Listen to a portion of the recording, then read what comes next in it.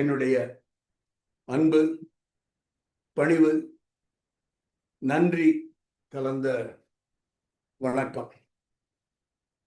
Singapore Hindu அறக்கட்டளை வாரிய நல்ல ஆதரவுடன் நடைபெற்று வரும் கம்பராமாயண தொடர் வகுப்புகளில் இன்றைய வகுப்பு எண் 294.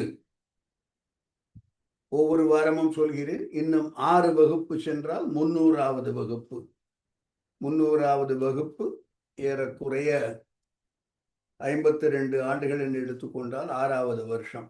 6×5=300. இன்றைய நாள் ஆண்டு 2026, மாதம் பிப்ரவரி, தேதி 26, வியாழக்கிழமை. நான் இப்பொழுது இருக்கும் கோயம்புத்தூரில் நேரம் இப்பொழுது சரியாக மாலை 5 மணி. சிங்கப்பூரில் நேரம் சரியாக இப்போது மாலை 7:30 மணி. என்னையும் ஒரு பொருட்டாக மதித்து இந்த வகுப்பில் ஆர்வத்துடன் கலந்து கொள்ள வந்திருக்கும் உங்கள் அனைவருக்கும் என்னுடைய நன்றி, நன்றி, கோடான கோடி நன்றி. கம்பராமாயணத்தில் பாலகாண்டம் பார்த்து கொண்டிருக்கிறோம். பாலகாண்டத்திலும் திரு அவதார படலம் என்ற படலத்தில் இருக்கிறோம். ராமனுடைய அவதாரம், ராமாவதாரம் நிகழ்ந்ததை கூறும் படலம். எனவே அவதார படலம். இந்த அவதாரம் சாமானியப்பட்ட அவதாரம் அன்று. எனவே திரு அவதார படலம். இதற்கு முன் ராமன் பிறக்க இருக்கும் அந்த நாடு பற்றி, ஊர் பற்றி, நகரம் பற்றி ஏராளமான பாடல்கள் கம்பன் தந்தான். ஆற்றுப்படலம், நாட்டுப்படலம், நகரப்படலம், அதன் பின் அரசியல் படலம். தயரதன் எவ்வாறு நாட்டை ஆண்டான், அவனுடைய கீர்த்தி என்ன, அவனுடைய புகழ் என்ன, அவனுடைய மேன்மை என்ன என்பதையெல்லாம் சொல்லி அப்பேற்பட்ட கோசல நாட்டில், அப்பேற்பட்ட அயோத்தியில் அவதாரம் நிகழ்ந்தது என்பதாக சொல்வதற்காக அந்த நாட்டை பற்றி அவ்வாறெல்லாம் சிறப்பித்து சொன்னான். கதை இப்பொழுது மூவ் பண்ண ஆரம்பிக்கிறது. கதை நகர்கிறது. எனவே சென்ற வார வகுப்பின் நிறைவு பாடலை ஒரு பார்வை பார்த்துவிட்டு இந்த வார வகுப்பின் முதல் பாடலை பார்க்கலாம் என்று எண்ணுகிறேன். சென்ற வார வகுப்பின் இறுதி பாடலாக அமைந்தது என்னவென்றால், அந்த நிகழ்ச்சியை கொஞ்சம் போல பார்க்கலாம். ஒரு நாள் தயரத மன்னன் வசிஷ்டனை பார்த்து, எனக்கு எல்லாம் இருக்கின்றன, ஆனால் எனக்கு பிறகு, குறிப்பாக ஒன்றை கவனிக்க வேண்டும், அவன் புத்திரன் இல்லை என்று சொல்வதாக கம்பனின் மூல பாடல்களில் இல்லை. ஒரு மிகைப்பாடலில் அது சொல்லப்படுகிறது. மூலப்பாடல்கள் மிகைப்பாடல் என்று வேறுபடுத்தி பார்த்தால், மூலப்பாடல்களில் எனக்கு பிறகு இந்த நாட்டை யார் ஆழ்வார்கள், எனக்கு பிறகு இந்த அறம் எவ்வாறு நிலைத்து நிற்கும், எனக்கு பிறகு அந்தணர்களும் மற்றவர்களும் எவ்வாறு செழிப்பாக இருப்பார்கள், அவருக்கு காவல் யார் என்பதாகத்தான் தயரதன் கவலைப்படுகிறானே ஒழிய, எனக்கு கொள்ளி வைக்கணும், என்னுடைய சொத்தெல்லாம் ஆள்றதுக்கு யார் வருவார்கள் என்பதாக அவன் கவலைப்படவில்லை என்பதை கம்பன் தெளிவாக சொல்லுகிறான். அவ்வாறு தயரதன் வருந்த அதை கேட்ட வசிஷ்டனுக்கு, வசிஷ்டன் முக்காலம் அறிந்தவன் என்பதால் முன்பு எப்பொழுதோ ஒரு காலத்தில் நிகழ்ந்த ஒரு நிகழ்வு வசிஷ்டருக்கு ஞாபகம் வருகிறது. அது அவருடைய மனத்திரையில் ஒரு பிளாஷ்பேக் ஆக ஓடுகிறது. அந்த காட்சியில் வசிஷ்டர் பார்க்கிறார், எல்லா தேவர்களும் சென்று முதலில் பரமசிவனை வேண்டுகிறார். அவர், நான் ஏற்கனவே ஏராளமான வரங்கள் கொடுத்து விட்டேன், அது தவிர அவருக்கு தெரிகிறது, சிவனுக்கு தெரிகிறது ராமாவதாரம் நிகழ இருக்கிறது, எனவே தனக்கு இதில் பங்கில்லை என்று சொல்லி இந்த காரியத்தை நான் செய்ய முடியாது என்று சொல்ல, எல்லோரும் நான்முகனை சென்று பார்க்க, நான்முகன் என்னால் முடிந்ததை ஏற்கனவே செய்து விட்டேன், இந்திரனை சிறை எடுத்து சென்ற மேகநாதன் அவனை ஒரு பாடு கஷ்டப்பட்டு ராவணத்தை மீட்டு கொண்டு வந்து மீண்டும் தேவேந்திரனாக அமர்த்துவதற்குள் என் பாடுபட்ட எனக்கு தான் தெரியும், என்னால் இனிமேல் வேறு எதுவும் சொல்ல முடியாது என்று சொல்லி நான்முகனும் கைவிரிக்க எல்லோரும் திருமாலை சென்று சேர்கிறார்கள். திருமாலிடம் தங்களுடைய குறை, தங்களுடைய ஏக்கம், தங்களுடைய துன்பம், தங்களுடைய இன்னல், தாங்கள் உற்ற இடர், இவற்றையெல்லாம் சொல்லி, குறிப்பாக இராவணன் என்பவன் ஐயிரு தலையினோன், அவனுடைய அனுஜன் என்று எல்லாவற்றையும் சொல்லி, உன்னை எல்லால் என்னை காப்பவர் வேறு யாரும் இல்லை என்று சொல்லி, இதுவரை இந்திரனை நம்பிக்கொண்டிருந்தோம் காப்பான் என்று, அவன் உண்மையில் காப்பவன் அல்லன் என்று, உன்னையே நம்பி வந்திருக்கிறோம் என்று எல்லோரும் திருமாலிடம் முறையிடுகிறார்கள். இதுவரை சென்ற வகுப்பில் பார்த்தோம். இதை சுட்டும் இவ்வாறு அவர்கள் சொல்ல திருமால் அவர்களுக்கு ஒரு வாக்குறுதி தருகிறான், அவர்களுக்கு ஆறுதல் சொல்கிறான். அவர்களுக்கு தான் என்ன செய்ய போகிறேன் என்பதை ஒரு கேரண்டியாக, உங்களுடைய கஷ்டத்தை போக்குவேன், உங்களுடைய இன்னலை நீக்குவேன் என்று வாக்குறுதி தருகிறான் திருமால் என்பதோடு சென்ற வகுப்பு நிறைவு பெற்றது. சென்ற வகுப்பின் இறுதி பாடலை இப்பொழுது பார்த்து விடலாம். கீர்த்திவாசன்.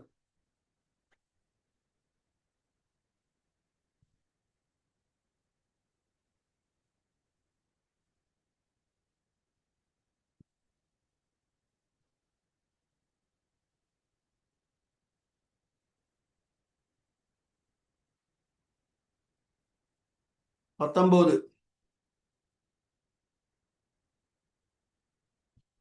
என்றனர் இடர் உழந்து இறஞ்சி ஏத்தலும் மண்டலம் துளவினான் வருந்தல் வஞ்சகர் தம்தலை அறுத்திடர் தனிப்பெண் தாரணிக்கு ஒன்று நீர் கேள் என உரைத்தல் மேயினான்.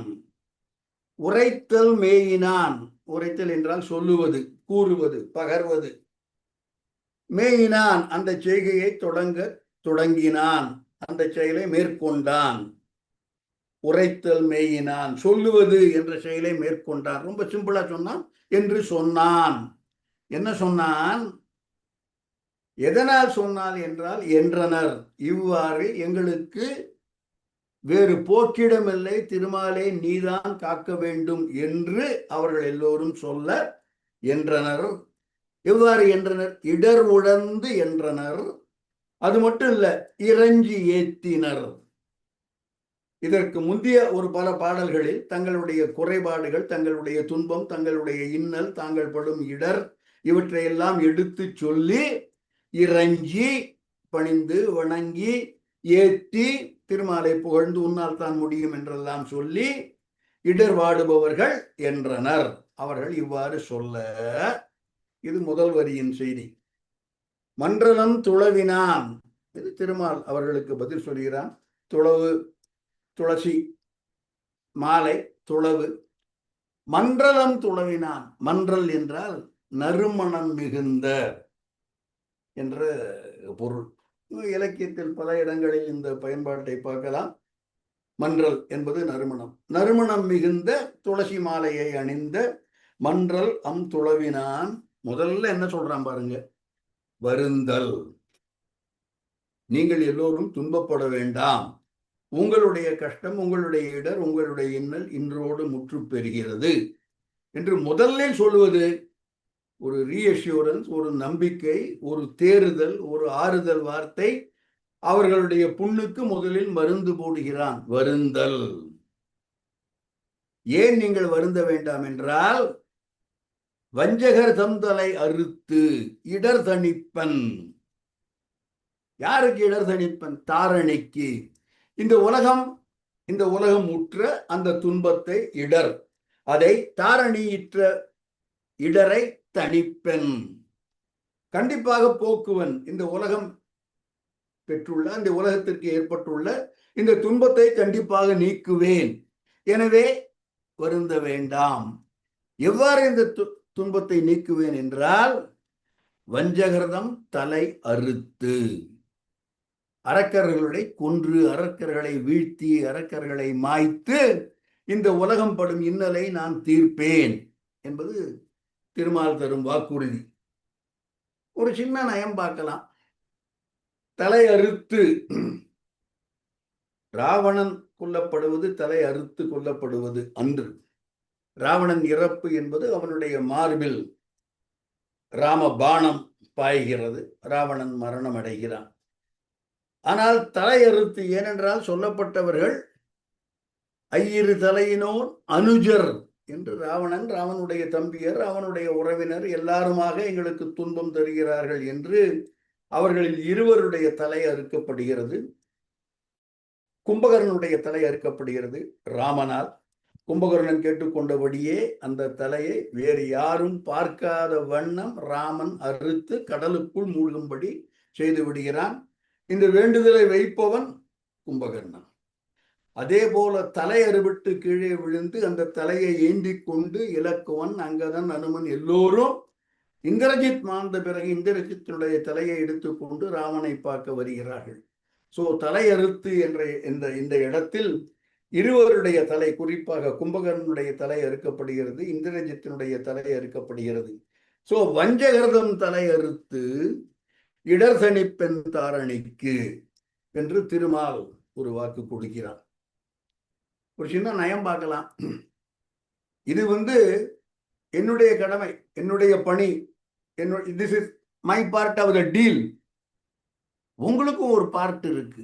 ஒன்று நீர் கேள், நான் இதை பண்ணிடுவேன்யா, நீங்களும் ஒன்று பண்ண வேண்டும். ஒன்று நீர் கேள், நீங்கள் ஒன்று கேளுங்கள் என்று நீங்கள் செய்ய வேண்டியதாக நான் என்னுடைய காரியமாக தலை அறுத்து இடர் தணிப்பன், வஞ்சகர்தம் தலை அறுத்து தாரணிக்கு இடர் தணிப்பன். இது என்னுடைய போர்ஷன், என்னுடைய பார்ட் ஆஃப் த டீல். உங்களுடைய போர்ஷனும் ஒன்று இருக்கு. ஒன்று நீர் கேளுங்கள் என உரைத்தல் மெய்யினான் என்று சொல்லத் தொடங்கினான் திருமால் என்பது பாடலின் கருத்து. என்றனர் இடர் உழந்து இறஞ்சி ஏத்தலும் மன்றலம் துளவினான் வருந்தல் வஞ்சகர் தந்தலை அறுத்திடர் தனிப்பெண் தாரணிக்கு ஒன்று நீர் கேள்மீன் என உரைத்தல் மேயினான். இது சென்ற வகுப்பின் நிறைவு பாடல். இந்த வகுப்பின் முதல் பாடலை பார்க்கலாம். அதற்கு முன்னால் இப்பொழுது திருமால் சொல்கிறான், இதை எடுத்துடலாம் கீர்த்திவாசன், நான் வஞ்சகர்களுடைய தலையெல்லாம் அறுக்கப் போகிறேன். கீர்த்திவாசன் இதை எடுத்துடலாம் பிளீஸ். உங்களுடைய போர்ஷன், நீங்கள் இதற்காக என்ன செய்ய வேண்டும் என்று முழுக்க முழுக்க நான் மட்டுமே செய்யக்கூடிய ஒரு காரியம் அன்று, உங்களுக்கும் இதில் பங்கு இருக்கிறது என்று சொல்லி நீங்கள் எல்லாம் என்ன செய்ய வேண்டும் என்று அவர்களுக்கும் ஒரு பணி இருப்பதை திருமால் இங்கே சுட்டி காண்பித்து, அதை நீங்கள் முதலில் செய்யுங்கள் என்று அந்த தேவர்கள் எல்லோருக்கும் திருமால் ஒரு அறிவுரை சொல்கிறான். அல்லது அவர்களுடைய பணி என்ன, ராமாவதாரம் அல்லது ராவண வதம் என்பதில் ராமனுக்கு மட்டும் பங்கு இல்லை, எல்லா தேவர்களுக்கும் பங்கு இருக்கிறது என்பதாக உங்களுடைய பணி என்ன, உங்களுடைய கான்ட்ரிபியூஷன், உங்களுடைய போர்ஷன், உங்களுடைய ரோல் என்ன என்பதை திருமால் அவர்களுக்கு எடுத்து சொல்கிறான். அந்த பாடலை பார்க்கலாம் இப்பொழுது. கீர்த்திவாசன் பாடலை போடலாம். அடுத்த பாட்டு. வானுளோர் அனைவரும் வானரங்களாய், வானுளோர் அனைவரும் வானரங்களாய் காணினும் வரையினும் கடிதடத்தினும் சேனையோடு அவதரித்திடுமின் சென்றன ஆனனம் மலர்ந்தனன் அருளின் ஆழியான். சொல்பவன் அருளின் ஆழியான். ஆழி என்பது கடல், அருட்கடல், கருணை கடல், அது திருமால். ஆனனம் மலர்ந்தனன், முகம் மலர்ந்தனன். இதை மிகுந்த சந்தோஷத்தோடு, மிகுந்த மலர்ச்சியோடு, மிகுந்த களிப்போடு திருமால் சொல்கிறான். அருளின் ஆழியான் ஆனனம் மலர்ந்தனன். ஆனனம் என்றால் முகம். என்ன சொல்கிறான்? வானுளோர் அனைவரும், வானத்தில் இருக்கக்கூடிய எல்லா தேவர்களும், அனைவரும் ஒரு ஆள் விடாமல் என்று பொருள்படும்.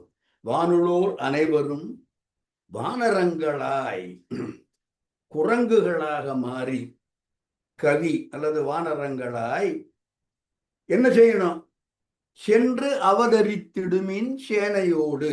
மூன்றாவது வரியில் இருக்கேன். வானரங்களாய் சென்று சேனையோடு அவதரித்திடுமீன்.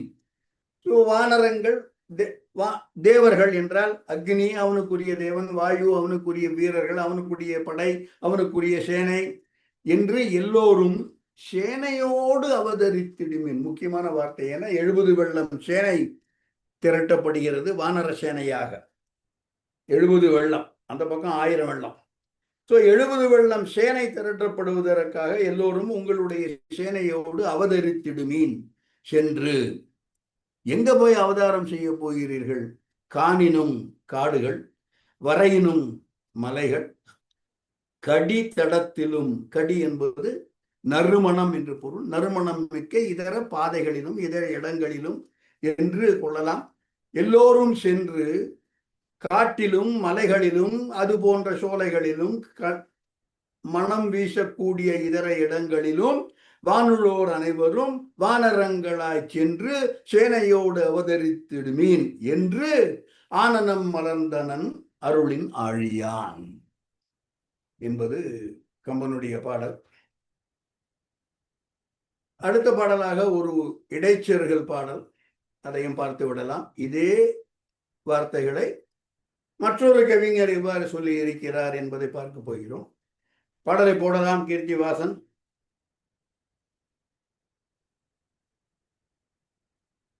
இசையும் வானவர்கள் கூடி, இசையும் வானவர்கள் கூடி இப்படி சொல்ல மாயோன் அசையும் வாழ் அரக்கர் தம்மை அகற்றுவோம் அஞ்ச வேண்டாம் தசரதன் மதலையாகி தரணியில் வருவோம் நீங்கள் திசை தரும் கவிகள் ஆகி சேருமென்று உரை செய்தானே என்பது பாடல். இசையும் வானவர்கள் கூடி இப்படி சொல்ல மாயோன். பாடல் ரொம்ப எளிமையான பாடல். சொல்லும் பொழுதே உங்களுக்கு பொருள் புரிந்திருக்க வேண்டும். இசையும் வானவர்கள் கூடி, இசை என்றால் புகழ் என்று கூறும். இசையும் வானவர்கள் கூடி இப்படி சொல்ல மாயோன் அசையும் வாழ் அரக்கர் தம்மை அகற்றுவோம் அஞ்ச வேண்டாம். வாழறக்கர் தம்மை அகற்றுவோம் அஞ்ச வேண்டாம்.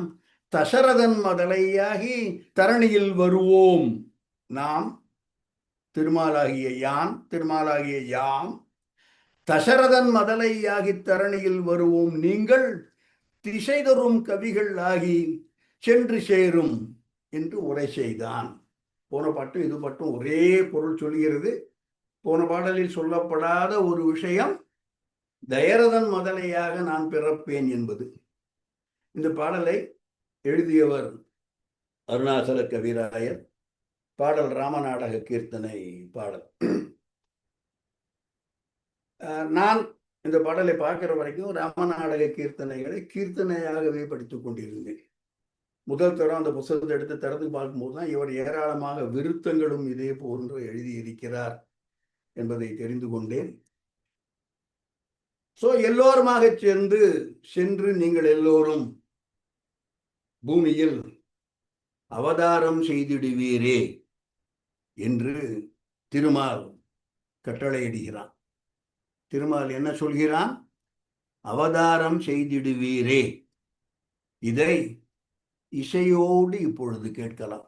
கீர்த்திவாசன் வீடியோ போடலாம்.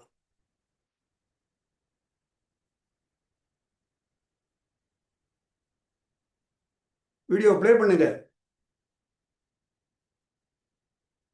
ஐயா இருங்க ஐயா.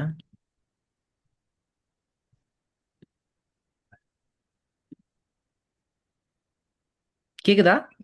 இல்ல, வால்யூம் இன்க்ரீஸ் பண்ணோம். ஓகே. கேட்கல, சத்தம் வரல. சத்தம் இருந்தா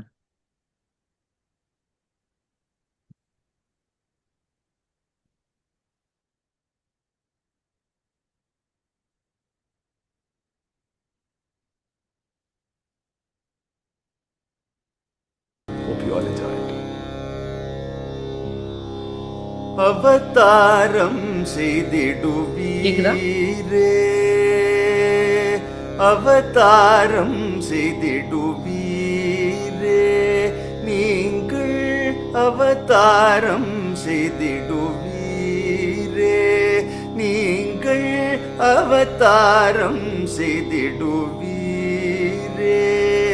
நீங்கள் அரக்கர் பயத்தை விடுவீரே, அவதாரம் செய்திடுவீரே, நீங்கள் நீங்கள் அரக்கர் பயத்தை விடுவீரே அவதாரம் செய்திடுவீரே கவனவாலியும் சுக்ரீவனுமாகி கவனவாலியும் சுக்ரீவனுமாகி கவனவாலியும் சுக்ரீவனுமாகி கண்ணாயிரவனும் கதிரோனும் கவனவாலியும் சுக்ரீவனுமாகி கண்ணாயிரவனும் கதிரோனும் போகி அவதாரம் செய்திடுவீரே நீங்கள் அரக்கர் பயத்தை விடுவீரே அவதாரம் செய்திடுவீரே வானர வடிவாலும் மானிட வடிவாலும் வானர வடிவாலும் மானிட வடிவாலும் வானர வடிவாலும் மானிட வடிவாலும் தானல்லாதரக்கன் சாகானே ஒரு காலும் வானர வடிவாலும் மானிட வடிவாலும் தானல்லாதரக்கன் சாகானே ஒரு காலும் ஆனபடியினாலே அனைவரும் புலி போலும்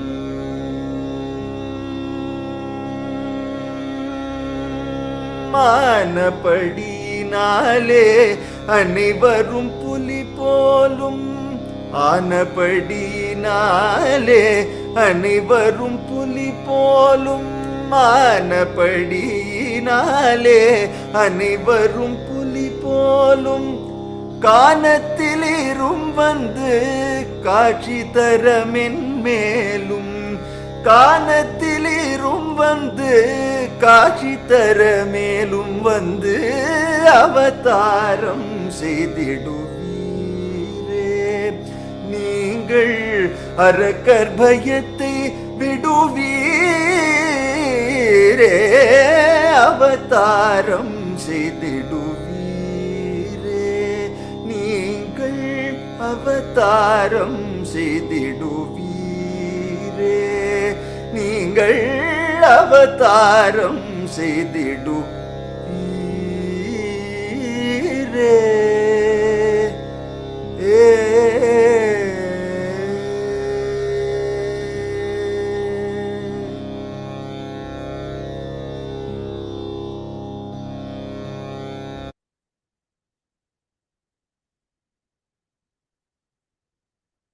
ஜோன்புரி இதை எடுத்துடலாம். இதே எடுத்துடலாம் ப்ளீஸ். ஜோன்புரி ரொம்ப ஜோரா இருந்திருக்கும் நினைக்கிறேன். ஜோன்புரி ஜோரான புரி. ஒரே ஒரு சின்ன விஷயம் மட்டும் சொல்லிடுறேன். ரெண்டு விஷயம். ஒன்று கொசுறு. இது அருணாச்சல கவிராயர் ஒரிஜினல் பாடல போய் பார்த்தீங்கன்னா அது மோகனம். இப்போ பாடினது ஜோன்புரி. எனக்கு ரொம்ப பிடிச்சிருந்தது இந்த பர்டிகுலர் அந்த கான்டெக்ட்ல. அதுவும் இந்த ஒரு ஜோன்புரி பாடல், அந்த ராகம் ரொம்ப பிடிக்கும். பாடினவரும் ரொம்ப நல்லா பாடினார். ஒன்று மட்டும் சொல்லிடுறேன். தயவு செய்து இனிமேல் வரக்கூடிய எல்லா கிளாஸ்லையும் ஒவ்வொரு கிளாஸ்லையும் ஒரு ராமநாடக கீர்த்தனை இடம்பெறும் என்று எதிர்பார்க்காதீர்கள். குறிப்பாக ராமன் சீதை அண்ணலும் நோக்கினான் அவளும் நோக்கினான் வரும்போது யாரோ இவர் யாரோ பாடல் ஒளிபரப்பப்பட மாட்டாது. அதே போல நிறைய அக்கேஷன் இருக்கு. இது ஒரு சின்ன ஒரு சாம்பிள் என்று வைத்துக் கொள்ளலாம். ஸோ இவ்வாறு திருமால் அனைத்து வானரர்களையும் நீங்கள் எல்லோரும் வானரர்கள் அனைவரும் வானோர் அனைவரும் வானரங்களாய் சேனையோடு சென்று அவதரித்திடுமீன் என்று சொல்கிறான். அடுத்தபடியாக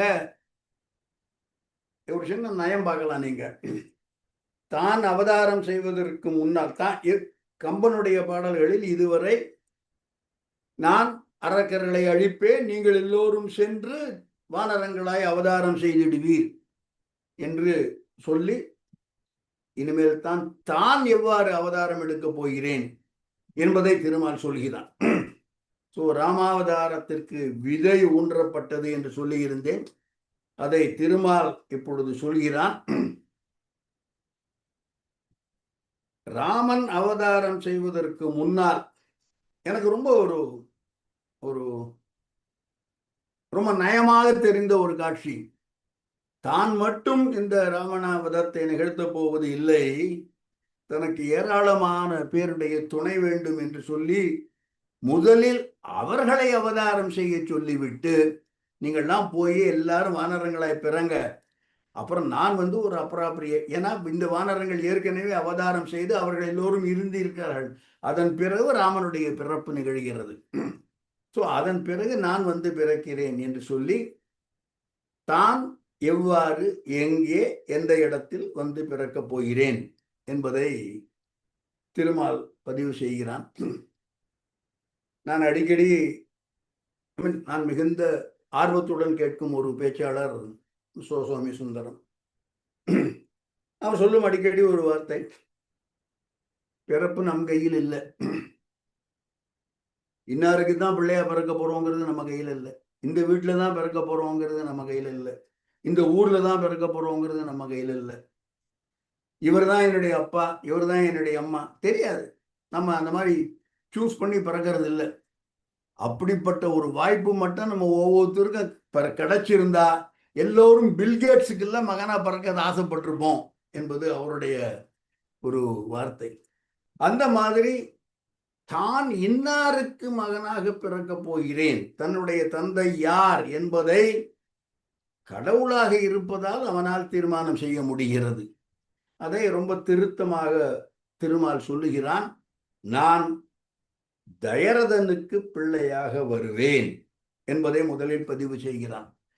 தன்னுடைய தகப்பன் யார், தான் தோன்றும் குலம் எது, தான் தோன்றும் இடம் எது, தான் தோன்றும் நாடு எது, எல்லாவற்றையும் தீர்மானம் செய்து கொண்டு அதை பிரகடனப்படுத்தி, நன்றாக கேட்டுங்க, இதெல்லாம் என்றோ நிகழ்ந்த ஒரு நிகழ்வு. வசிஷ்டனுடைய மனத்திரையில், வசிஷ்டனுடைய பார்வையில் பிளாஷ்பேக்காக ஓடுகிறது. அதன் பிறகுதான் ராமன் பிறக்க போகிறான். எப்பொழுது இது நிகழ்ந்தது என்பதை கம்பனில் என்னால் எத்தனை நூற்றாண்டுகள் முன்னால் எத்தனை தெரியல.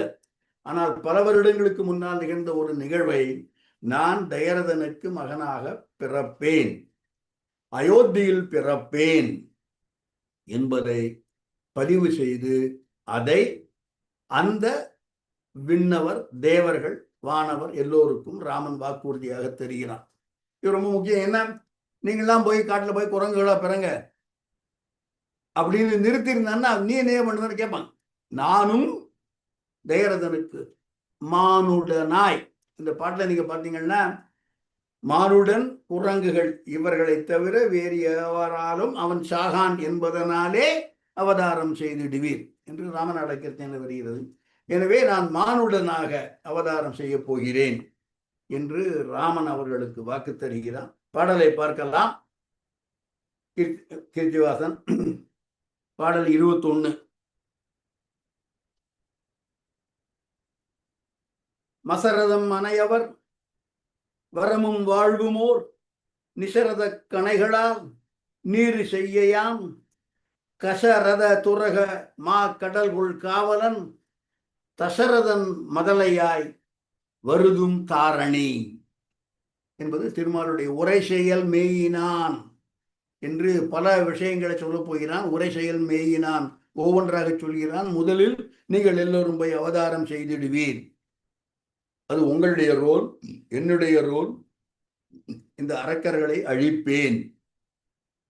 இந்த அரக்கர்களை அழிப்பது அவ்வளவு ஒன்றும் பெரிய விஷயம் இல்லை. ஏனென்றால் அவர்களுடைய வரமும் வாழ்வும், ஏராளமான வரங்கள் பெற்றிருக்கிறார்கள், ஏராளமான வாழ்வும் பெற்றிருக்கிறார்கள். கம்பராமாயணத்தில் மிக பிரபலமான ஒரு பாடல் முக்கோடி வாழ்நாளும் என்பது. அவ்வளவு வாழ்நாள் பெற்றிருந்தவன், முக்கோடி வாழ்நாள்.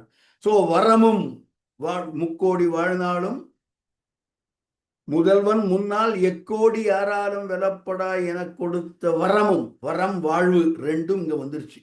அந்த வரம் எக்கோடி யாராலும் வெல்லப்படா என்ற அந்த வரம் முக்கோடி வாழ்நாள் என்று அந்த வரமும் வாழ்வும் எப்பேற்பட்டது என்றால் மசரதம் மனையது. மசரதம் என்பது காணல் நீர் என்று ஒரு பொருள். மசரதம் என்பதற்கு கொசு என்றும் ஒரு பொருள் தருகிறார்கள். மசரதம் என்பதற்கு பேய் தேர் என்று ஒரு பொருள் தருகிறார்கள். நான் எடுத்துக்கொள்வது காணல் நீர், மிராஜ். உண்மை இல்லை. மசரதம் அணையவர், அந்த வரமும் வாழ்வும் மசரதம் அணையது. அந்த அவர்களுடைய வரமும் வாழ்வும் நிசமான ரத்தம் தோய்ந்த, ரதம் என்பதற்கு நிச ரத்த கணைகளால் அம்பு போட்டு கொல்லுவேன் என்று ராமன் பயன்படுத்தும் ஒரே ஆயுதம் இந்த அவதாரத்தில் வில்லும் அம்பு மட்டும்தான். பற்பச சுதர்சன சக்கரம் பயன்படுத்தப்படுவது இல்லை இந்த அவதாரத்தில். அதையும் ஏனென்று பார்க்கலாம்.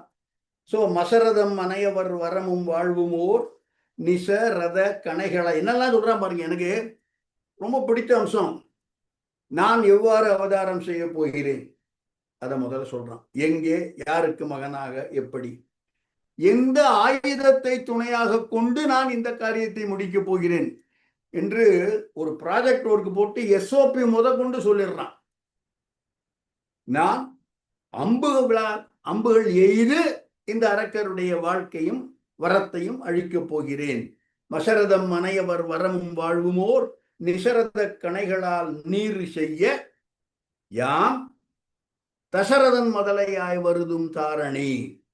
தயரதன் பொதுவாக பல இடங்களில் கம்பன் பயன்படுத்தும் வார்த்தை தயரதன் தான். ஒரு மாறுதலுக்காக என்னுடைய பார்வையின்படி மசரதம், நிசரத, கசரத, தசரதன் எதுகைக்காக போடப்பட்ட ஒரு சொல் என்று நான் கொள்ளுகிறேன். தசரதன் முதலையாய் தாரணி வருதும், இந்த உலகத்தில் வந்து பிறக்கப் போகிறேன். இந்த தசரதன் எப்பேற்பட்டவன்? கஜ ரத துரக. கச ரத துரக ஆப்வியஸ்லி காலாட்படை அடக்கம். இதில் குதிரைப்படை, யானைப்படை, தேர்ப்படை இவற்றை கடல் போன்ற அளவில் கொண்டவன். கச ரத துரக மா கடல்கொள் காவலன். அப்பேற்பட்ட தயரதன் அவனுடைய மதலையாய், அவனுக்கு பிள்ளையாக நான் பிறந்து வரப்போகிறேன் என்று தன்னுடைய அவதாரத்தை பற்றி திருமால் மிக தெளிவாக பதிவு செய்யும் கட்டம் இந்த பாடல். மசரதம் அணையவர் வரமும் வாழ்வுமோர் நிசரத கணைகளால் நீர் செய்ய யாம் கசரத துரகமா கடல்கொள் காவலன் தசரதன் மதலையாய் தாரணி வருதும். வருதும் தாரணி, தாரணி வருதும் என்று நான் அவ்வாறு பிறக்கப் போகிறேன் என்று தன்னுடைய பிறப்பை தீர்மானித்து இன்னார்க்கு மகனாக இந்த இடத்தில் இந்த ஆயுதங்களோடு என்று அனைத்தையும் பதிவு செய்து அந்த தேவர்களுக்கு ஒரு ரீஅஷ்யூரன்ஸ் மீண்டும் கொடுக்கிறான். இதுல பாருங்க, அடுத்த பாடலை சொல்றதுக்கு முன்னால ராமன் பிறக்கிறான்.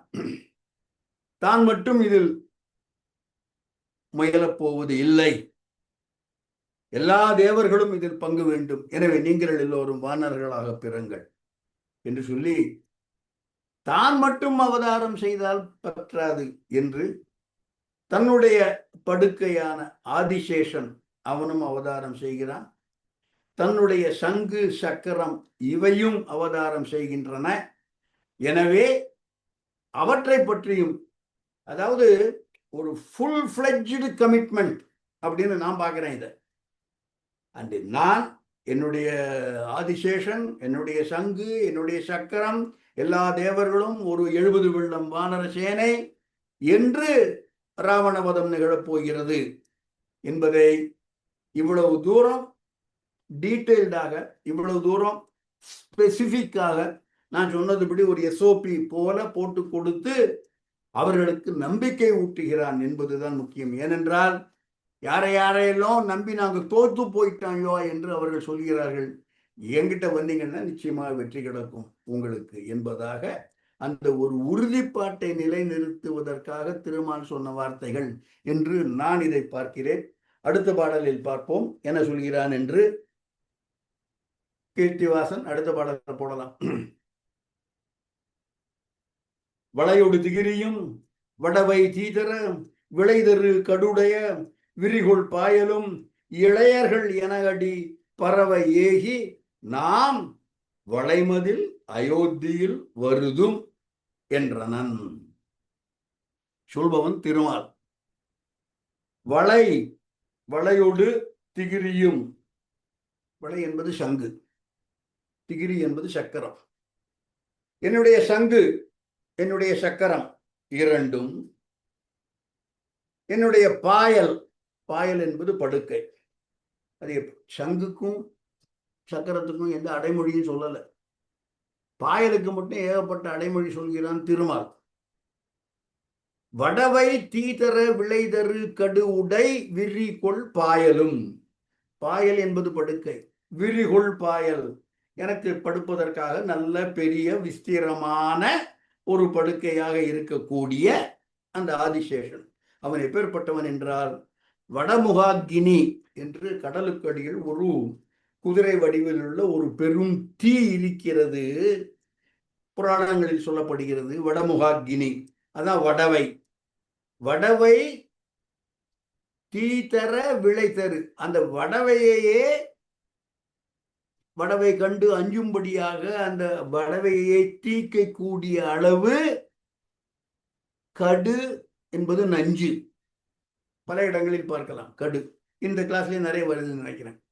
வடவை தீதர விளைதரு கடு உடை, அப்பேற்பட்ட நஞ்சு உடைய என்னுடைய படுக்கையான விரிந்த விஸ்தாரமான படுக்கையான என்பது அடைமொழி. வடவை தீதர விளைதரு கடு உடை விரிகொள் என்பது பாயலுக்கான அடைமொழி. வளைக்கு வளை எவ்வளவுதான், திகிரிக்கு திகிரி எவ்வளவுதான் என்று அவர்களும் எப்படி வருகிறார்கள்? எனக்கு சகோதரர்களாக, எனக்கு சகோதரர்கள் மட்டும் இல்ல, எனக்கு தம்பிமாராக இளையர்கள் என அடிபரவ, என்னுடைய எனக்கு துணை வருவதற்காக, என்னுடைய அடியில் என்னுடன் சேர்ந்து உழைப்பதற்காக, என்னுடன் சேர்ந்து துணை செய்வதற்காக அவர்களும் வருகிறார்கள் என்று நாங்கள் நால்வரும் வளைமதில் அயோத்தியில் வருதும் என்றான். நான் கம்பராமாயணத்துல கம்பன்ல தேடி பார்த்தேன், யார் சக்கரம் யார் சங்கு. கம்பனை பொறுத்த வரையில் வளையொடு திகிரியும் சங்கும் சக்கரமும் என்னுடைய உடன்பிறப்புகளாக, உடன்பிறப்பு ரொம்ப ஸ்பெசிபிக்கா இளைஞர் என்றே சொல்லிவிட்டான், என்னுடைய தம்பிமாராக வருகிறார்கள் என்று. பரதன் சங்கா இல்லை பரதன் சக்கரமா? பல இடங்களில் பரதன் சுதர்சன ஆழ்வான் சக்கரம் என்று பரவலாக சொல்லப்படுகிறது. பரதனை சங்கு என்றும் சக்கரம் அல்ல என்றும் ஓரிரு பதிவுகள் காணப்படுகின்றன. நான் அறிந்த மட்டில், நான் 4000 ஜிபிபுரம் கூட அவ்வளவா போனதில்லை. எங்கேயாவது ஸ்பெசிபிக்கா ஆத்தன்டிக்கா பாடல்களில் பரதன் தான் சங்கு, சதுர்கணன் பரதன் தான் சக்கரம், சதுர்கணன் சங்கு என்று திட்டவட்டமாக வரையறுத்து ஸ்பெசிபிக்காக சொல்லப்பட்டதாக இன்று வரை எனக்கு தெரியவில்லை. தெரிந்தால் சொல்லலாம். ஆக வளையொடு திகிரியும் வடவை தீதர ஆதிசேஷன் இலக்குவன் என்பது பல இடங்களிலும் சொல்லப்பட்டிருக்கிறது. கம்பனே பல இடங்களில் சொல்லியிருக்கிறான். ஆக வளையொடு திகிரியும் வடவை தீதர விளைதரு கடுவுடை விரிகொள் பாயலும் இளையர்கள் என அடி பறவை ஏகினாம் வளைமதில் அயோத்தியில் வருதும் என்றனன் என்று திருமால் என்றைக்கோ தேவர்களுக்கு வாக்கு கொடுத்திருக்கிறான் என்பதை இப்பொழுது வசிட்டன் தன்னுடைய மனக்கண் முன்னால், தன்னுடைய மனத்திரையில், தன்னுடைய புத்தியின் பின்புலத்தில் பார்க்கிறான், உணர்கிறான். ஏனென்றால் தயரதன் எனக்கு பின் நாட்டை ஆளுவதற்கு யாரும் இல்லையே என்று இவனிடம் இருந்து வந்து ரொம்ப வருத்தத்துடன் சொன்னதால் அந்த தயரதனுக்கு ஒரு பதில் சொல்வதற்கு முன் இதை எண்ணி பார்க்கிறான். வசிஷ்டனுக்கு தெரிகிறது தயரதனுக்கு புத்திரன் உண்டு, வசிஷ்டனுக்கு தெரிகிறது திருமால் தயரதனுடைய மகனாக வந்து பிறக்கப் போகிறான் என்பதை. இதே போல நான் அறிந்த மட்டிலும் வசிஷ்டன் எந்த இடத்திலும் ராமனுக்கு நீ திருமால் என்று சொன்னதாக கம்பராமாயணத்தில் இல்லை. இது என்னுடைய கணிப்பு. இந்த இடத்துல வசிஷ்டனுக்கு தெரிகிறது திருமால் வந்து பிறக்கப் போகிறான், அயோத்தியில் வருதும், தசரதன் மதலையாய் வருதும். இதெல்லாம் வசிஷ்டனுக்கு தெரிஞ்சிருக்கு. காப்பியத்தில் எந்த இடத்திலும் அவன் ராமனை நோக்கியோ அல்லது ராமனுக்கு வெளிப்படையாக சொல்லுவதாகவோ நீ அவதாரம் என்றோ நீ திருமால் என்றோ சொன்னதாக நான் பார்த்த அளவில் இல்லை. ஏனென்றால் அது மானுடன் என்ற அந்த கோலத்தில் தான், அந்த ஸ்திதியில் தான் ராவணனை அவன் அழிக்க வேண்டும். ஆக ராமாவதாரத்தின் விதை, ராமன் அவதரிக்கிறான், கூட இலக்குவன் அவதரிக்கிறான், பரதன் அவதரிக்கிறான், சத்ருக்னன் அவதரிக்கிறான் என்று நால்வரும் அவதாரம் செய்ய போகிறோம் என்ற பதிவு கம்பனால் வசிஷ்டர் காண்பதாக பதிவு செய்யப்படுகிறது இந்த பாடலில். அடுத்த பாடல்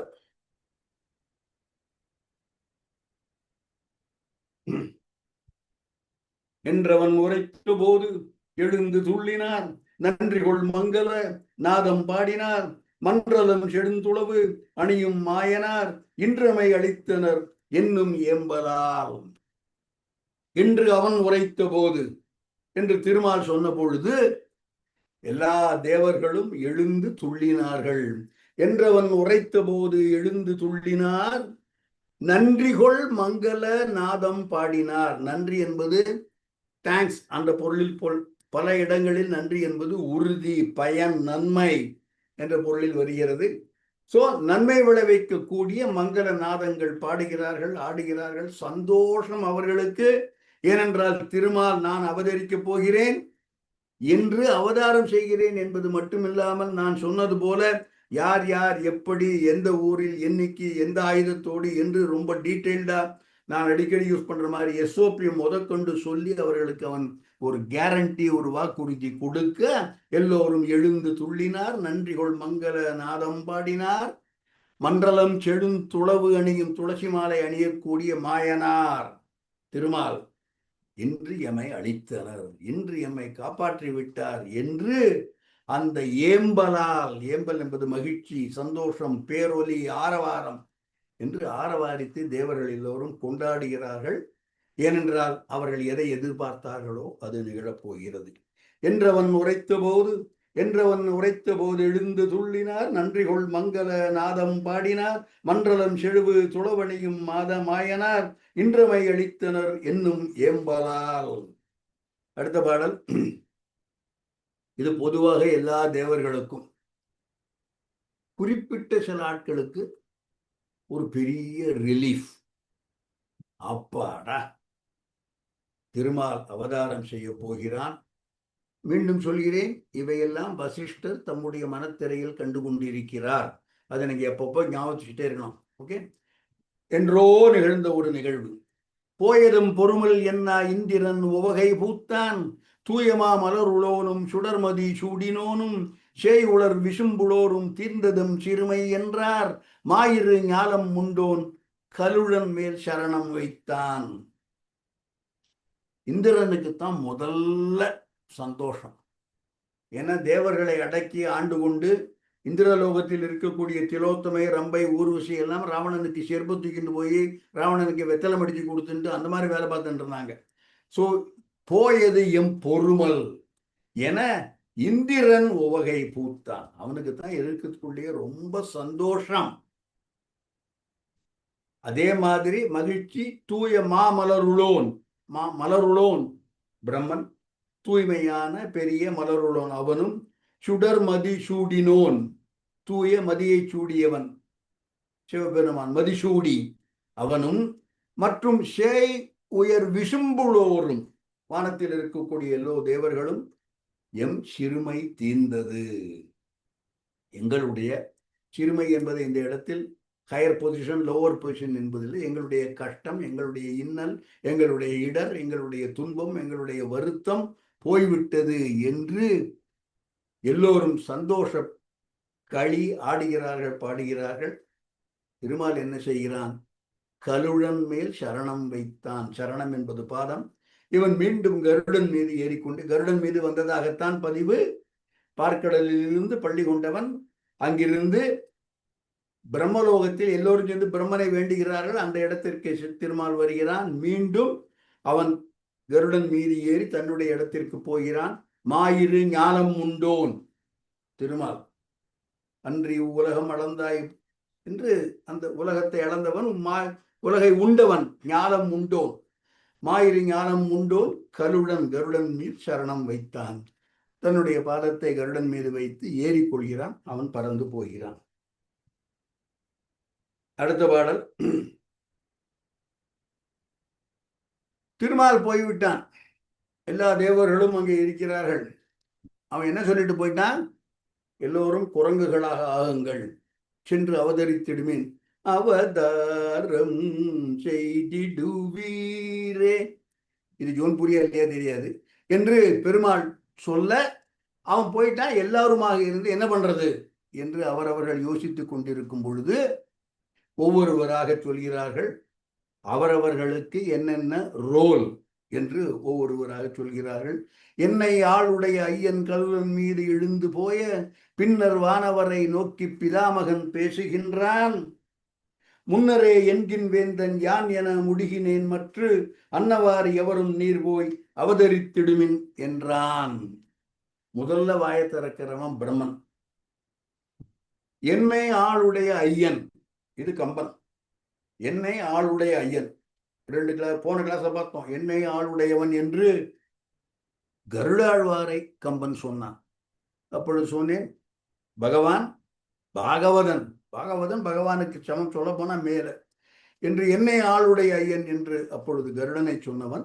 என்னை ஆளுடைய ஐயன் இப்பொழுது திருமால் கலுழன் மீது எழுந்து போக, என்னுடைய நாயகன், என்னுடைய கடவுள் திருமால் கருடன் மீது ஏறி செல்ல, பின்னர் அதன் பின்னர் அவன் போன பின்னர் வானவரை நோக்கி பிதாமகன் பேசுகின்றான். பிதாமகன் என்பது பிரம்மன், முதலில் உதித்தவன். பிதாமகன் பேசுகின்றான். என்ன சொல்றான்? இதெல்லாம் நிகழத்துக்கு முன்னரே என்கின் வேந்தன் யான். என்கு என்றால் கரடி என்று பொருள். சோ என்கின் வேந்தன் யான், என்னுடைய அம்சம் ஜாம்பவான். என்கின் வேந்தன் கரடி, கரடி ஜாம்பவான். ஏனென்றால் ஜாம்பவான் ராமாவதாரத்திற்கு முன்னால் வாமனாவதாரத்தில் இருந்ததாக ஏராளமான புராண பதிவுகள் இருக்கின்றன. அதே போல மந்திரமலையை வடவரையை மத்தாக்கி வாசுகியை நாணாக்கி கடலை கடைந்த பொழுது இருந்தவன் ஜாம்பவான் என்றும் புராணங்கள் சொல்கின்றன. ஜாம்பவான் பல வருடங்களாக இருந்திருக்கின்றான். முன்னரே நான் என்கின் வேந்தன், என்னுடைய அம்சமாக ஜாம்பவான் உதித்திருக்கிறான் என முடிகினேன். திருமால் இவ்வாறெல்லாம் செய்வதற்கு முன்னாலேயே நான் என்னுடைய அவதாரமான என்னுடைய அம்சமாக ஜாம்பவானை படைத்திருக்கிறேன் என்று அதை சொல்லுகிறான். என்னுடைய அம்சம் ஜாம்பவான் என்று சொல்லிவிட்டு, மற்ற எவரும் அன்னவாறு நீர் போய் அவதரித்திடுமேன், அதே போல நீங்கள் எல்லோரும் சேர்ந்து வானரங்களாக பிறங்கள் என்று பிரம்மன் சொல்கிறான். அடுத்த பாடல். இப்ப பிரம்மன் சொல்லிட்டான், யார் யாரு என்னென்ன ரோல் எடுத்துக்க போறீங்க, கோ ஹெட் என்று. அப்பொழுது ஒவ்வொருவராக சொல்லுகிறார்கள். தருவுடை கடவுள் வேந்தன் சாற்றுவான் எனது கூறு, மறுவலர் கசனை என்ன வாலியும் மகனும் என்ன, இரவி மற்ற எனது கூறு அங்கு அவர்க்கு இளையவன் என்று போத, அறியும் மற்ற எனது கூறு நீலன் என அறைந்திட்டான். ஆள் என்பது கசை. தருவுடை கடவுள், தரு என்பது பொதுவாக மரம். இந்த இடத்துல வெறும் மரம் இல்லை, தரு என்று பெயர் சொல்லாமல் சுட்டப்பட்டால் பொதுவாக அது கற்பகத்தரு. தருவுடை கடவுள், கற்பக மரங்கள் உடையவன். தேவர்கள், அவர்களுடைய வேந்தன் இந்திரன். தருவுடை கடவுள் வேந்தன் சாற்றுவான். அவன் சொல்லுகிறான், எனது கூறு வாலியும் மகனும். வாலி அங்கதன் இருவரும் இந்திரனுடைய அம்சம். எனது கூறு வாலியும் மகனும். எப்பேற்பட்ட வாலி, எப்பேற்பட்ட மகன் என்றால் மறுவலர்க்கு அசனி அன்ன. மறுவலர் என்றால் பகைவர்கள்.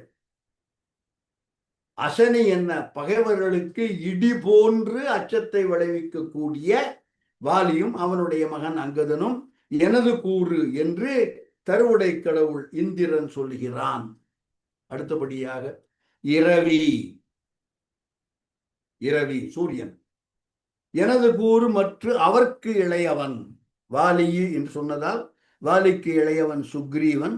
சுக்ரீவன் என்னுடைய அம்சம் என்று சொல்பவன் சூரியன். இரவி, இரவி மற்றும் எனது கூறு அங்கு அவர்க்கு இணையவன் என்று ஓத என்று சூரியன் சொல்ல, சுக்ரீவன் என்னுடைய அம்சம் என்று சூரியன் சொல்ல, அறியும் நெருப்பு கடவுள் மற்ற எனது கூறு நீலன் என்று அறிந்திட்டான். என்னுடைய அம்சம் நீலன் என்பவன் என்று வானர வீரர்களில் யார் யார் யார் யாருடைய அம்சம் என்பது தெளிவாக கம்பனால் இந்த இடத்தில் பதிவு செய்யப்படுகிறது. இதையெல்லாம் யார் யார் என்னென்ன அம்சம் என்பதை அவர்கள் சொல்ல அந்த நிகழ்வை வசிஷ்டன் எண்ணி பார்க்கிறான். அதை நீங்க ஒவ்வொரு தரமும் நான் சொல்லிட்டே இருக்கணும். ஓகே. தருவுடை கடவுள் வேந்தன் சாற்றுவான் எனது கூறு மறுவலர் கசனி என்ன வாலியும் மகனும் என்ன இரவி மற்ற எனது கூறு அங்கவர் கிளையவன் என்றோத அறியும் மற்ற எனது கூறு நீலன் என்று அறைந்திட்டானால். மறுவலர் பகைவர் என்று சொன்னேன்.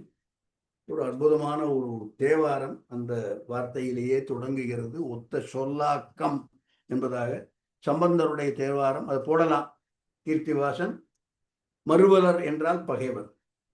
மறுவலர் புறம் எரியினில் மடிதர ஒரு கணை செல நிறுவிய. மறுவலர் புறம் பகைவர், 3 புறங்கள் முப்புறங்கள்.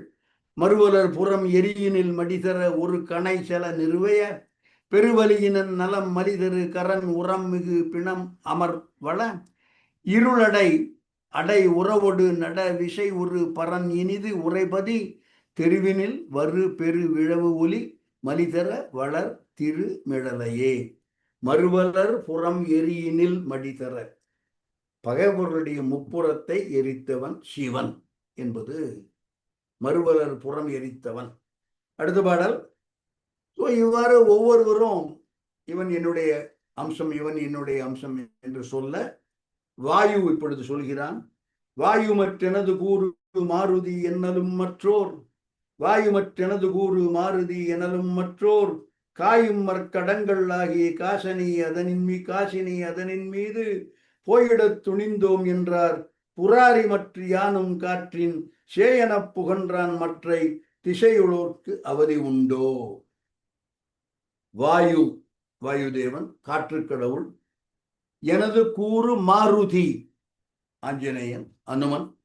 என்னுடைய அம்சம் அனுமன் என்று வாயுதேவன் சொல்வதாக. வாயு மற்ற எனது கூறு மாருதி என்னலும் மற்ற இதர உள்ள அங்கே இருக்கிற மற்கடங்கள், மற்கடங்கள் என்றால் குரங்கு, மற்ற காயும் மற்கடங்கள் ஆகி காசினி அதனின் மீது போயிடத் துணிந்தோம் என்றார்.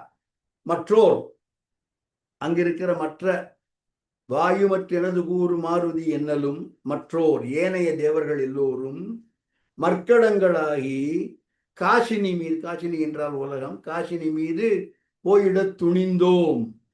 தைரியம் அப்படிங்கிறது இல்லை, துணிவு. துணிவு என்பது பல இடங்களில் தீர்மானிப்பது, எண்ணி துணிக கருமம், தீர்மானிப்பது. நாங்கள் எல்லோரும் தீர்மானம் செய்து விட்டோம், ஏராளமான குரங்குகளாக நாங்கள் பூமிக்கு சென்று காசினிக்கு சென்று அவதரிக்கப் போகிறோம் என்று சொல்ல புராரி சிவபெருமான் மற்ற யானும் காற்றின் செய் என புகன்றான். காற்றின் செய், நான் காற்றின் செய் இல்லை, காற்றின் செய் என்னுடைய அம்சம், அனுமன் என்னுடைய அம்சம் என்று சிவபெருமான் சொன்னான் என்பது இங்கே பதிவு. புராரி மற்ற யானும் காற்றின் செய், காற்றின் செய் என்னுடைய அம்சம் என்று சிவபெருமான் சொன்னான்.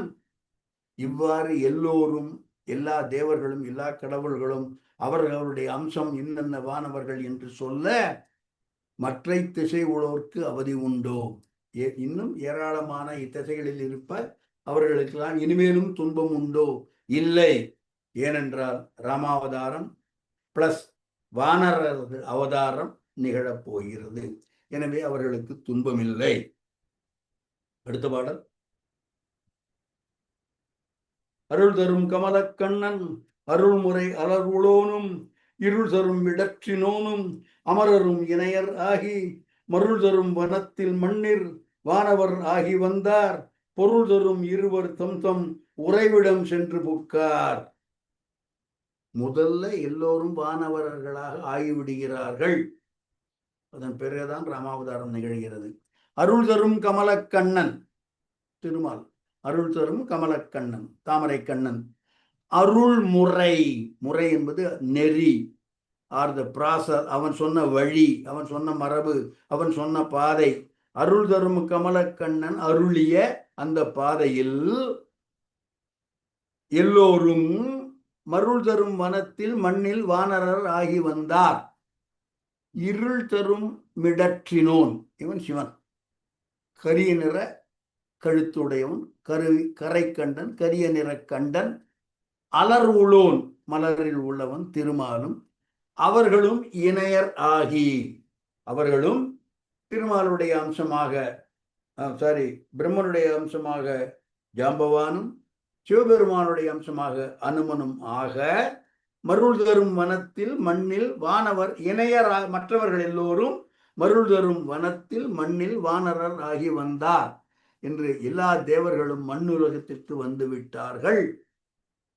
இருவர் மட்டும், பொருள் தரும் இருவர், ஒருவன் சிவன் மற்றொருவன் பிரம்மன். பொருள் தரும் இருவர் தத்தம் உறைவிடம் சென்று புக்கார்.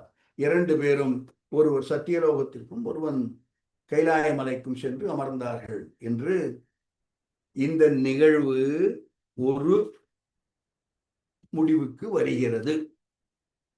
அருள் தரும் கமலக்கண்ணன் அருள்முறை அவன் சொன்ன வண்ணம் அலர் உளோனும் பிரம்மனும் இருள் தரும் இடற்றினோரும் கரிய நிற கழுத்து உடையவன் கண்டமுடையவன் சிவபெருமானும் அமரரும் ஏராளமற்ற தேவர்களும் இணையராகி அவரவர் அம்சம் உடையவராகி மருள் தரும் வனத்தில் மண்ணில் வானவர் ஆகி வந்தார். பொருள் தரும் இருவர், யாரை பொருட்டாக உலகம் கருதுகிறதோ அந்த இருவர் சிவனும் பிரம்மனும் தத்தம் உறைவிடம் சென்று புக்கார் என்று அவர்கள் எல்லோரும் அவர்களுடைய லோகத்திற்கு சென்று சேர்ந்தார்கள். இதை பாடல் எடுத்துடலாம். இதுவரை நான் சொன்னது, நீங்கள் கேட்டுக்கொண்டது எல்லாம் வசிஷ்டன் தன்னுடைய மனத்திரையில், தன்னுடைய எண்ணத்திரையில் முன்பு நிகழ்ந்த ஒரு நிகழ்வு. இது நிகழ்ந்திருக்கிறது, அதை வசிஷ்டன் அறிவான். அது இவனுக்கு இப்பொழுது நினைவுக்கு வருகிறது. திருமால் தயரதனுடைய மகனாக பிறப்பேன் என்று சொல்லி இருக்கிறான் என்பது வசிஷ்டனுக்கு நினைவு வருகிறது. எனக்கு குழந்தை இல்லையே என்று தயரதன் இப்பொழுது வந்து அலறுகிறான். இந்த ரெண்டையும் முடிச்சு போடுகிறான் வசிஷ்டன். தயரதனிடம் சொல்லுகிறான், உனக்கு குழந்தைகள் உண்டு என்பதாக. அடுத்த பாடல். இப்பொழுது இது இன்றைய நிகழ்வு. ஈது முன் நிகழ்ந்த வண்ணம், ஈது முன் நிகழ்ந்த வண்ணம் என முனி இதயத்தெண்ணி மாதிரம் பொருத சிந்தோள் மன்னனி வருந்தல் ஏழு பூதலம் முழுதும் தாங்கும் புதல்வரை அளிக்கும் வேள்வி தீதர முயலின் ஐய சிந்தை நோய் தீரும் என்றான். ஈது முன் நிகழ்ந்த வண்ணம், இவ்வாறு முன்னால் நிகழ்ந்திருக்கிறது என்பதை முனிவன் வசிஷ்டன் இதயத்து எண்ணி தன்னுடைய நெஞ்சில் நினைத்து பார்த்து மீண்டும் ஒரு பிளாஷ்பேக்காக ஓடவிட்டு அதை நமக்கு கம்பன் காண்பிக்க தயரதனை பார்த்து சொல்கிறான், மாதிரம் பொருது தின்தோள் மன்ன. மாதிரம் என்றால் திசை, எல்லா திசைகளையும், எல்லா 10 திசைகளையும் வென்றவன், 10 ரதம் ஏறி வென்றவன். சோ மாதிரம் பொருது தின்தோள் மன்னவனே, தயரதனே, நீ வருந்தல், நீ கவலைப்படாதே, உனக்கு வருத்தம் வேண்டாம். 7 பூதலம் முழுதும் தாங்கும் புதல்வரை அளிக்கும் வேள்வி. 7 14 லோகங்களையும் தாங்கும், அதாவது புறக்கும், காவல் காக்கும், அருள் பாலிக்கும். ஒரு முக்கியமான வார்த்தை வருது பாருங்க நீங்க, புதல்வரை, புளூரல். தயரதன் எனக்கு பிள்ளை இல்லையே என்றுதான் வருந்தினான். வசிஷ்டன் சொல்கிறான், உனக்கு பிள்ளை உண்டு. இல்ல, உனக்கு பிள்ளைகள் உண்டு. புதல்வரை அளிக்கும் வேள்வி, உனக்கு நிறைய புத்திரர்களை அளிக்கக்கூடிய ஒரு வேள்வி, புத்திர காமேஷ்டி யாகம், மகப்பேறு வேள்வி அளிக்கும் வேள்வி.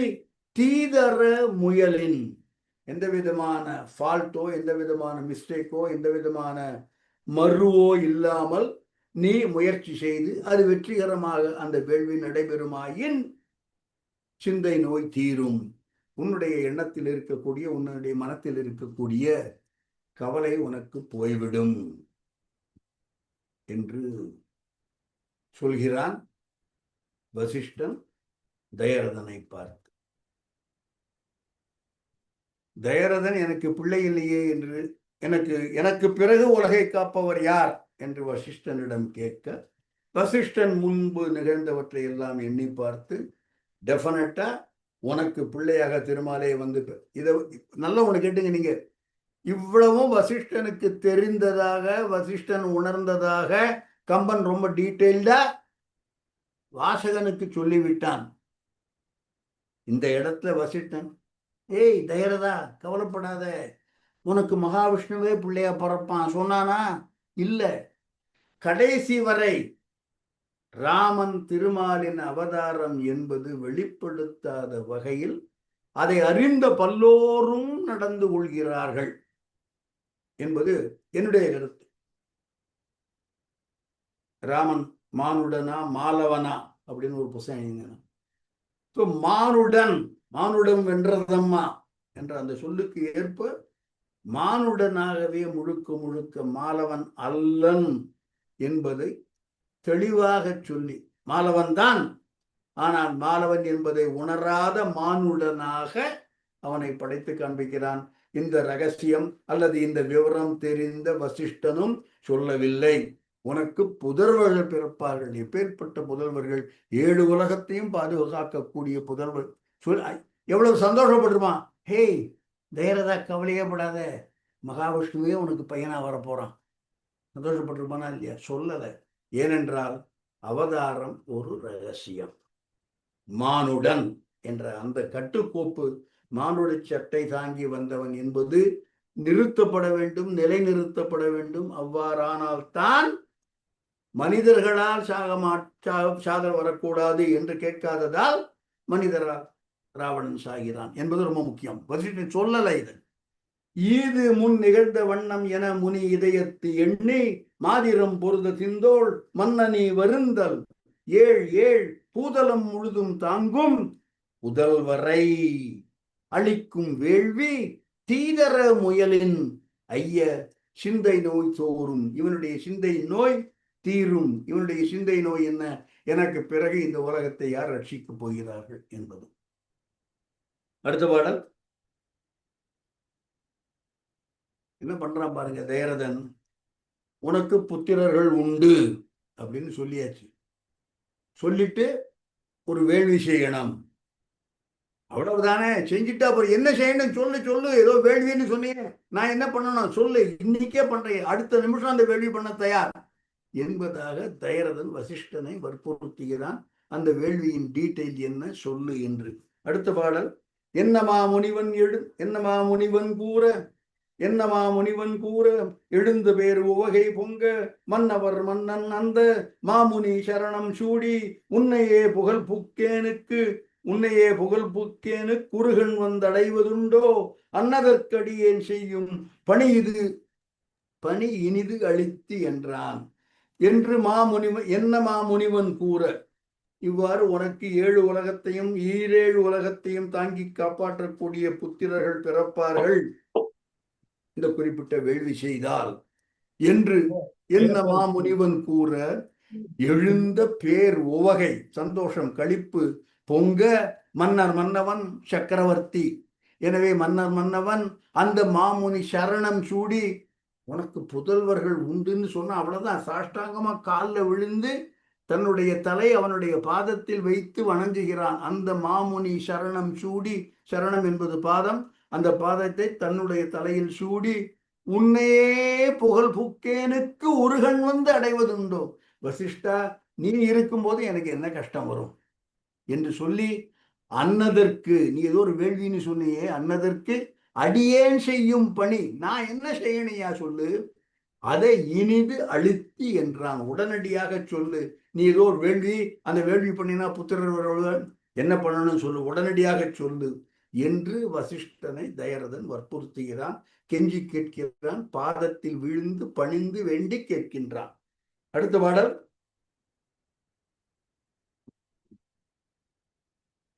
இப்பொழுது வசிஷ்டன் சொல்கிறான், மாசரீஸ்வரர்களோடு மற்றொரு சமயம் என்ற காசிவன் அருளும் மைந்தன் விபாண்டகன் கங்கை சூடும் ஈசனும் புகழ்தற்கொத்தோன் இருங்கலை பிறவும் எண்ணின் தேசுடை தந்தை ஒப்பான் திருவருள் புனைந்த மைந்தன். பாருங்க, நானா இருந்தா நான் ரொம்ப அல்பம், எனக்கு கோபம் வரும். அந்த வேள்வி சொன்னியே என்னையா பண்ணணும் அப்படின்னு கேட்டா அதுக்கு பதில் என்ன வருது தெரியுமா?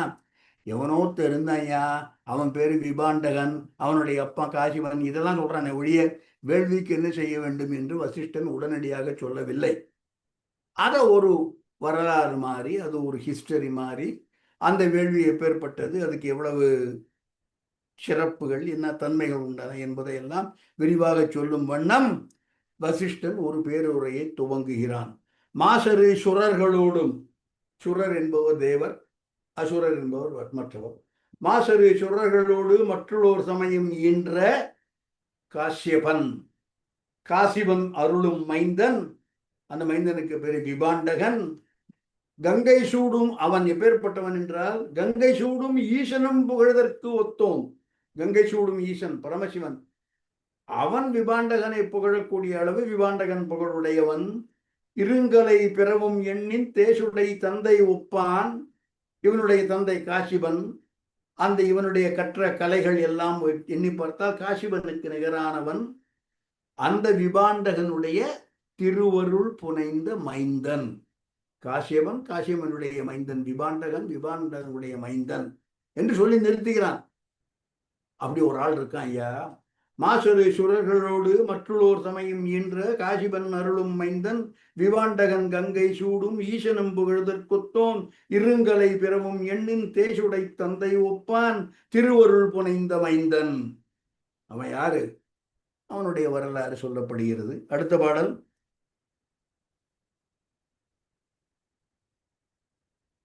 வருகலை பிறவும் நீதி மனுநெறி வரம்பும் வாய்மை தருகலை மறையும் எண்ணின் சதுமுகற்கு ஓமை சான்றோன் திருகலை உடைய இந்த செகத்துளோர் தன்மை தேரா ஒருகலை முகச் சிறுங்க உயர்தவன் வருதல் வேண்டும். அந்த வேள்வி எப்படி பண்ணணும் அப்படின்னு கேட்க இப்பதான் ஓரளவு அந்த வேள்வியுடைய தொடர்பான ஒரு பதில் வருகிறது. என்ன வருகிறது என்றால், ஒருவன் வர வேண்டும், இங்கே உயர் தவன் வருதல் வேண்டும். மேலான பெரிய சிறந்த தவமெல்லாம் செய்தவன் இங்கே வருதல் வேண்டும். அவன் யார்? வருகலை பிறவும் நீதி மனுநெறி வரம்பும் வாய்மை தருகலை மறையும். இவனுடைய புகழ், இவனுடைய சிறப்பு, இவற்றை எல்லாம் எண்ணி பார்த்தால் இவன் கற்ற கலைகள், இவன் நீதி மனு நெறி நீதி இவற்றினுடைய எல்லையை கண்டவன் வரம்பு, அவன் வாய்மை தருகலை மறையும், இவற்றையெல்லாம் எண்ணி பார்த்தால் சதுர்முகற்கு ஓமை சான்றோன், பிரம்மனுக்கு நிகராகவன், திருகலை உடைய இந்த ஜெகத்துளோர் தன்மை தேரான். இந்த உலகத்தில் இருக்கக்கூடிய திருகள் என்பது மாறுபாடு அல்லது வேறுபாடு, மாறுபாடுகள் உடைய திருகள் உடைய இந்த ஜெகத்து உளோர், பொதுவாக ஆண் பெண் என்ற இரண்டு வேறுபாடுகளையும் அறியாத தன்மை தேரா, அதை அறியாதவன் இவன் ரிஷ்யசிங்கர் அல்லது கலைக்கோட்டு மாமணி. ஒரு கலை முகச் சிறுங்க உயர்ந்தவன் ரிஷ்யசிங்கன், அவன் வர வேண்டும். இந்த ரிஷ்யசிங்கன் என்பவன் கலைக்கோட்டு மாமுனி, விபாண்டகனின் மகன், அவன் இங்கே வர வேண்டும் என்று வசிஷ்டன் சொல்கிறான். அந்த முனிவர் வந்து ஆப்வியஸ்லி இந்த யாகத்தை செய்ய வேண்டும் என்பதாக சொல்லப்படுகிறது. அவன் வர வேண்டும். திருகளை உடைய இச்செகத்துளோர் தன்மை தேரா. இந்த கலைக்கோட்டு மாமுனிவனுடைய தந்தை கலைக்கோட்டு மாமுனிவன் மிக தூயவனாக எந்த விதமான வெளி உலக தொடர்பும் இல்லாதவனாக வளர வேண்டும் என்பதற்காக அவனை தனிமைப்படுத்தி பொத்தி பொத்தி பொத்தி வளர்த்தான். ஆண் பெண் வேறுபாடுவோடு அறியாதவன் என்பதாக சொல்லப்படுவது. அதற்காக திருகளை உடைய இந்த ஜெகத்துளோர் தன்மை தேரான், அறியாதவன். ஆண் பெண் என்று இருபாலர்கள் இருக்கிறார்கள் என்று பெண் வாசனையே இல்லாமல் வளர்ந்தவன், வளர்க்கப்பட்டவன், அவன் இங்கே வர வேண்டும் என்பது வசிஷ்டன் சொல்லும் செய்தி. அவனை பற்றி மீண்டும் சொல்கிறான் வசிஷ்டன் தயரதனுக்கு. அடுத்த பாடல்.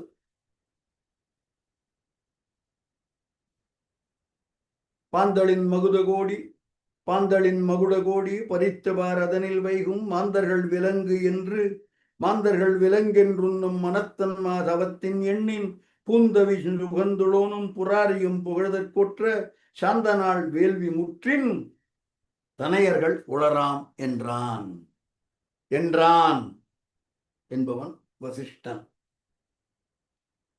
பாந்தள், பாந்தள் என்பது பொதுவாக பாம்பு, ஜெனரலா பாந்தள். இந்த இடத்துல குறிப்பிட்ட இடத்தில் பாந்தள் என்பது ஆதிசேடன்.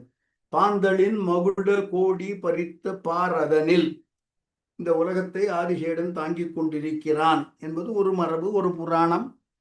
ஸோ உலகத்தை தாங்கிக் கொண்டிருக்கக்கூடிய மகுட கோடி பறித்த பார், ஆதிசேஷனால் தாங்கப்பட்டு கொண்டிருக்கக்கூடிய இந்த பார், இந்த உலகம், இந்த பூமி, அதனில் வைகும் மாந்தர்கள், தன்னை தவிர எல்லோரும் விலங்குகள் என்று உண்ணும் மனத்தன். ஆண் தவிர பாக்கி இருக்கிற எல்லாருமே விலங்கினத்தவர்கள். என் பெண் ஒரு இருக்கிறதே தெரியாது என்பதாக.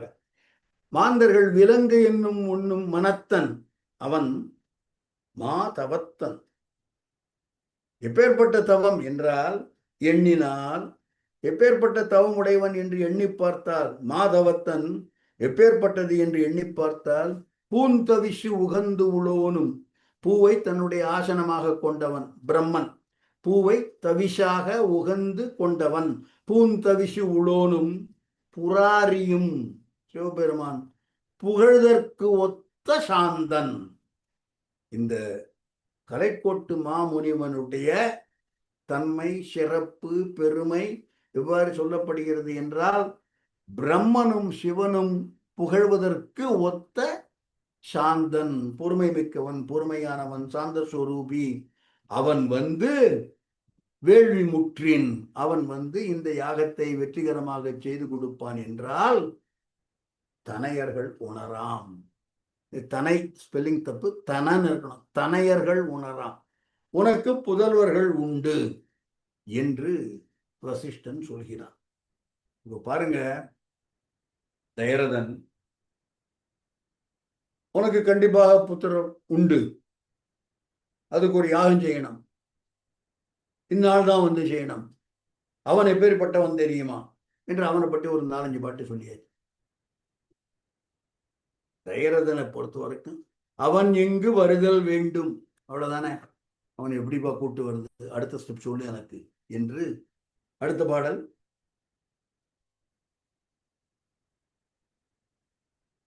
ஆங்குரை இணைய கூறும் அருந்தவர்க்கு அரசன் செய்ய பூங்கடல் தொழுது வாழ்த்தி பூதல மன்னன் தீங்கரு குணத்தால் மிக்க செழுந்தவன் யாண்டை உள்ளான், ஈங்கவன் கொணரும் தன்மை அருளுதி இறைவ என்றான். தயரதனுக்கு கொக்குக்கு ஒன்றே மதி, யாகம் பண்ணணும், யாகம் பண்ணினா குழந்தை பிறப்பாங்க, யாகம் பண்றதுக்கு இந்த ஆள் வரணும், அவ்வளவுதானே. எங்க இருக்கான் சொல்லியா, அவனை இங்க கொண்டு வர்ற மெத்தட் என்ன?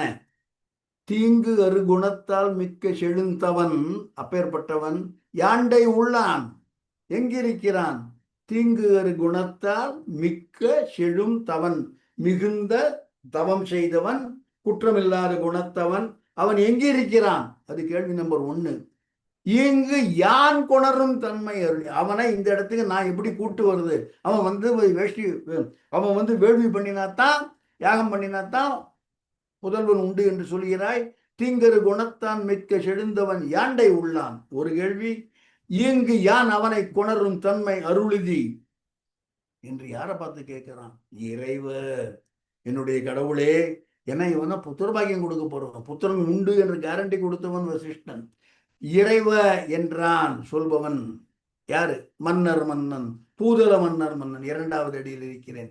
பூதல மன்னர் மன்னன் தயரதன் பூங்கடல் தொழுது வாழ்த்தி வசிஷ்டனுடைய பாதத்தில் விழுந்து வணங்கி அவனை வாழ்த்தி, இது எப்பொழுது நிகழ்கிறது என்றால் ஆங்கு உரை இணைய கூறும் அருந்தவர்க்கு.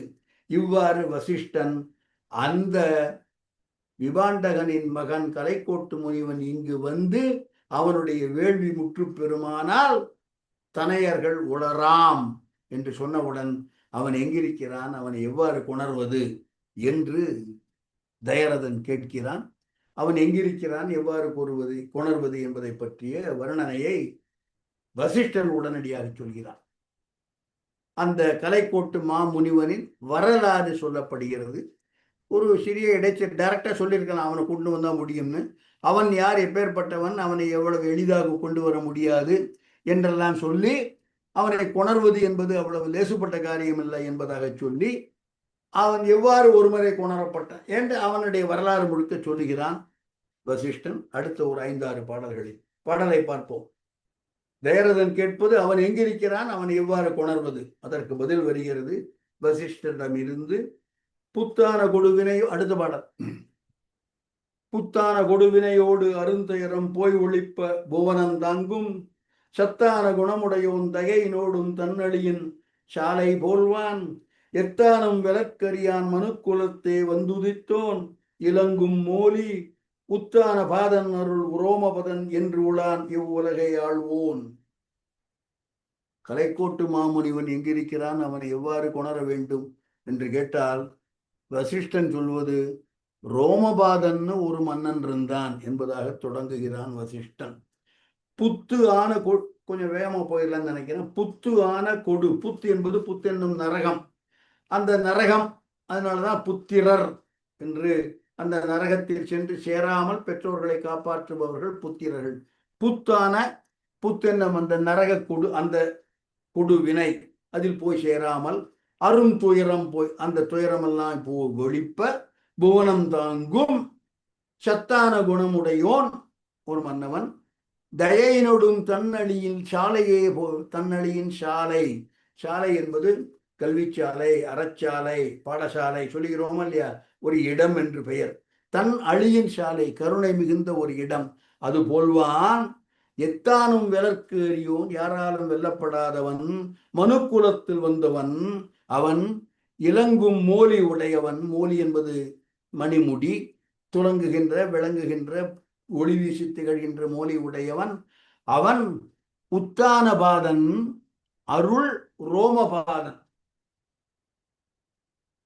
உத்தானபாதன் அவனுடைய மகன் ரோமபாதன் என்பவன் ஒருவன் இருக்கிறான் என்பது பதிவு. பாடல் போய் எடுத்து ஓகே, அடுத்த பாடல் போடலாம்.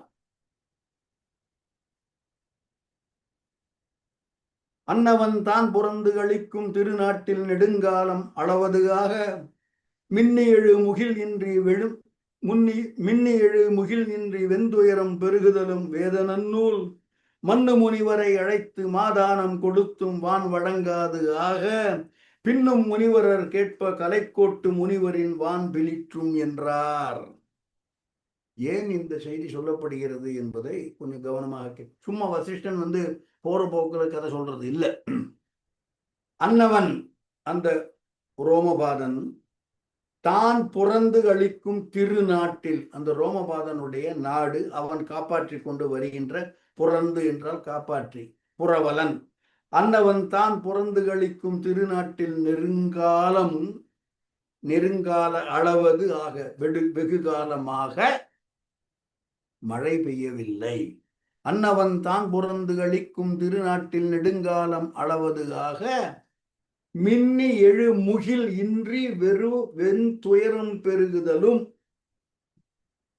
மின்னி எழு முகில், முகில் என்பது மேகம், மேகம் இல்லைன்னா மழை எங்க வரப்போறது. சோ அந்த நாட்டில் மழை பெய்யாமல் இருந்தது, அதை சொல்லுவது மின்னி எழு முகில் இன்றி. அதனால் வெந்துயரம் பெருகுதலும், மழை இல்லாததால் ஏராளமான கொடிய பஞ்சம் போன்ற துன்பங்கள் பெருகுதலும் அவன் என்ன பண்றான், வேதநன்னூல் முனிவரை அழைத்து மாதானம் கொடுத்தும் வான் வழங்காது ஆக. மன்னனுக்கு உடனடியாக தெரிகிறது தன்னுடைய நாட்டில் மழை பெய்யவில்லை என்று முனிவர்களை அழைத்து அவர்களுக்கெல்லாம் தானம் கொடுத்து அவர்களை கொண்டு ஏதோ யாகமெல்லாம் செய்ய சொல்லி அப்படி இருந்தும் வானம் வழங்காது ஆக. அப்படி அந்த முனிவர்களை கொண்டு என்னெல்லாம் செய்ய வேண்டுமோ அவற்றை எல்லாம் செய்து அவர்களுக்கு மாதானம் ஏராளமான பொருளுதவி எல்லாம் செய்து கொடுத்தும் வான் வழங்காது ஆக. மழை பெய்யாமல் இருந்ததால் பின்னும் முனிவரர் கேட்ப, அந்த முனிவர்களையே கேட்கிறான் திரும்ப, உங்களுக்கு தான் என்னன்னு நீங்க சொன்னீங்களோ எல்லாம் பண்ணிட்டேன், எல்லா தானமும் பண்ணியாச்சு, எல்லா தர்மமும் பண்ணியாச்சு, இன்னும் மழை வரலையே என்று அதே முனிவர்களை அவர்கள் மன்னன் மீண்டும் கேட்க, அந்த முனிவர்கள் சொல்கிறார்கள், கலைக்கோட்டு முனிவன் வரின், ரிஷிசிங்கர் அல்லது கலைக்கோட்டு முனிவன் அவன் வரின், அவன் இந்த நாட்டில் காலடி எடுத்து வைத்தால் வான் பிளிற்றும், மழை பொழியும், வானம் சொரியும், வானம் பொழியும். பிளிற்றுதல் என்றால் சொரிதல், பொழிதல் என்று இந்த முனிவர்கள் சொல்கிறார்கள். மழை பெய்யவில்லை, ஏராளமான செய்ய வேண்டிய ஏற்கனவே சொல்லப்பட்ட நீதி நூல் சாஸ்திரங்கள் இவற்றில் சொல்லப்பட்ட எல்லா தான தர்மங்கள் எல்லாம் செய்தாய்விட்டது. அப்படியும் வான் வழங்காது ஆக பின்னும் முனிவரரை இந்த மன்னன் கேட்க, கலைக்கோட்டு முனிவன் வரின் வான் பிளிற்றும் என்று அந்த முனிவர்கள் சொல்கிறார்கள். கலைக்கோட்டு முனிவன், கோடு, கோடு என்பது கொம்பு, கோட்டு, கோட்டு என்றால் கொம்பு, ஒரு கொம்பு உடையவன். கோட்டானை, இவனுக்கு ஒரு கொம்பு தான். இந்த பாடலை படித்த பொழுது சட்டென்று எனக்கு மற்றொரு பாடல் ஞாபகத்தில் வந்திருக்குது, பலருக்கும் தெரிந்திருக்கலாம். மாட்டுக்கோன் தங்கை மதுரை விட்டு தில்லை நகர் ஆட்டுக்கோனுக்கு பெண்டாயினாள் கெட்டிலையோ குட்டி மறிக்க ஒரு கோட்டானை, குட்டி மறிக்க ஓர் கோட்டு ஆனை, ஒரு கொம்பு உடைய ஆனை பிள்ளையார். குட்டி மறிக்க ஒரு கோட்டானையும் பெற்றால் கட்டிமணி சிற்றிடையாள் கான், காளமேக புலவருடைய ஒரு பாடல். கோட்டான், சோ கோட்டு முனிவன், ஒரு கொம்பு உடைய அந்த கலைக்கோட்டு முனிவன் வரின் வான் பிளிற்றும் என்று அவர்கள் சொல்கிறார்கள். சோ இவ்வாறு கலைக்கோட்டு முனிவன் வந்தால் வானம் பொழியும் என்று சொல்கிறார்கள். ஆப்வியஸ்லி அரசவையில் இது நிகழ்கிறது என்று நம்புகிறேன். ஏனென்றால் அடுத்த பாடல் அவ்வாறு வருகிறது. அங்கவர் அம்மொழி உரை, அடுத்த பாடல் இல்லையே, அன்னவன் தான், சாரி, ஓத நெடுங்க, கரெக்ட். ஓத நெடுங்கடல் ஆடை உலகினில் வாழ் மனிதர் விலங்கு எனவே உன்னும் கோதில் குணத்து அருந்தவனை கொணரும் வகை யாவது என குனிக்கும் வேலை சோதி நன்னுதல் கரு நெடுங்கண் துவர் இதழ்வாய் தரள நகை துணைமென் கொங்கை மாதர் எழுந்து யாம் ஏகி அருந்தவனை கொணர்தும் என வணக்கம் செய்தார். ஓத நெடுங்கடல் ஆடை உலகினில், கடல் அது உலகை ஆடையாக சுற்றி இருக்கிறது. கடல் என்னும் கடல் உலகை ஆடையாக சுற்றி இருக்கிறது. அப்பேற்பட்ட உலகில் வாழ் மனிதர் எல்லாம் விலங்கு. ஏனென்றால் இவனுக்கு பெண் என்ற அந்த ஒரு தொடர்பே இல்லை. ஆண் ஒரே ஒரு அம்சம், பாக்கியெல்லாம் விலங்கு என்று உண்ணும் கோதில் குணத்து அருந்தவனை கொணரும் வகை யாது என்று மன்னன் கேட்கிறான். ஓத நெடுங்கடல் ஆடை உலகினில் வாழ் மனிதர் விலங்கு எனவே உண்ணும் கோதில் குணத்து அருந்தவனை கொணரும் வகை யாவது என குனிக்கும் வேலை ஆராயும் தருணத்தில், குனித்தல் என்றால் ஆராய்தல், ரிசர்ச் பண்ணி கண்டுபிடித்து அறிந்து கொள்வது. சோதி கேட்கிறான், அவனை கொண்டு வருவது எவ்வாறு? யாரும் பதில் சொல்லல அவையில, ஏன்னா யாருக்கும் தெரியாது. எழுந்து பதில் சொல்பவர்கள் யார் தெரியுமா? அங்கிருந்த சில பெண்டிர், அவர்களை விலைமாதர் அல்லது தாசி என்று உரையாசிரியர்கள் சுட்டுகிறார்கள். சோதினுதல், ஒளி வீசக்கூடிய நெற்றி, சோதினுதல் கரு நெடுங்கண் துவர் இதழ் வாய் துவர் பவளம் போன்ற சிவந்த நிறமுடைய தரள நகை முத்து போன்ற பற்கள், துணை மென் கொங்கை மெல்லிய மார்பகங்கள், மாதரி எழுந்து யாம் ஏகி அருந்தவனை கொணர்தும் என வணக்கம் செய்தார். நாங்க போய் கூட்டிட்டு வரோம் என்று இந்த பெண்மணிகள் எழுந்து மன்னனுக்கு வணக்கம் செல்கிறார்கள் என்பதுடன் நான் இன்றைய வகுப்பை நிறைவு செய்து கொள்கிறேன். ஒரு சில விஷயங்கள் சொல்ல வேண்டும். முதல்ல கீர்த்திவாசனுக்கு நன்றி, கோடானு கோடி நன்றி. கீர்த்திவாசன் நம்முடன் பல வகுப்புகளில் இணைந்துள்ளார். இவரை விட அதிகமான வகுப்புகளில் கார்த்தி இணைந்துள்ளார். இந்த நன்றி சொல்வதற்கு காரணம், இந்து அறக்கட்டளை வாரியத்தின் அவர் அந்த குழுவைச் சேர்ந்த இவர்கள் இதுவரை இந்த வகுப்பில் துணை செய்தார்கள். ஸ்லைடு போடுறது சொல்லும் போது இந்த பணி இந்த வகுப்புடன் இவர்களால் நிறைவு பெறுகிறது.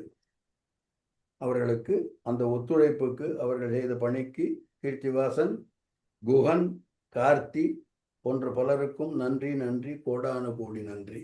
நன்றி ஐயா, நன்றி ஐயா. அடுத்த வகுப்பு முதல் நமக்கு இந்த வேலையை செய்பவர் நமக்கு மிகவும் பரிச்சயமான விஜய். அவருடன் ஏற்கனவே பேசியிருக்கிறேன். அவர் மீண்டும் வருகிறார். விஜய் இல்லாத போது விஜய் ஏகப்பட்ட சப்ஸ்டியூட் அரேஞ்ச் பண்ணிடுவார். கௌரி வருவாங்க, இல்லைன்னா பானு வருவாங்க. ஸோ மீண்டும் விஜய் நமக்கு துணையாக இருக்க போகிறார். இது ஒரு முக்கியமான ஒரு செய்தி. அதோட இன்னொரு செய்தியை நான் பகிர்ந்து கொள்ள வேண்டும் என்று நினைத்தேன். இது ஒரு சின்ன ஒரு தாட் ப்ராசஸ். இன்று ஜனவரி 26, March 26, February 26,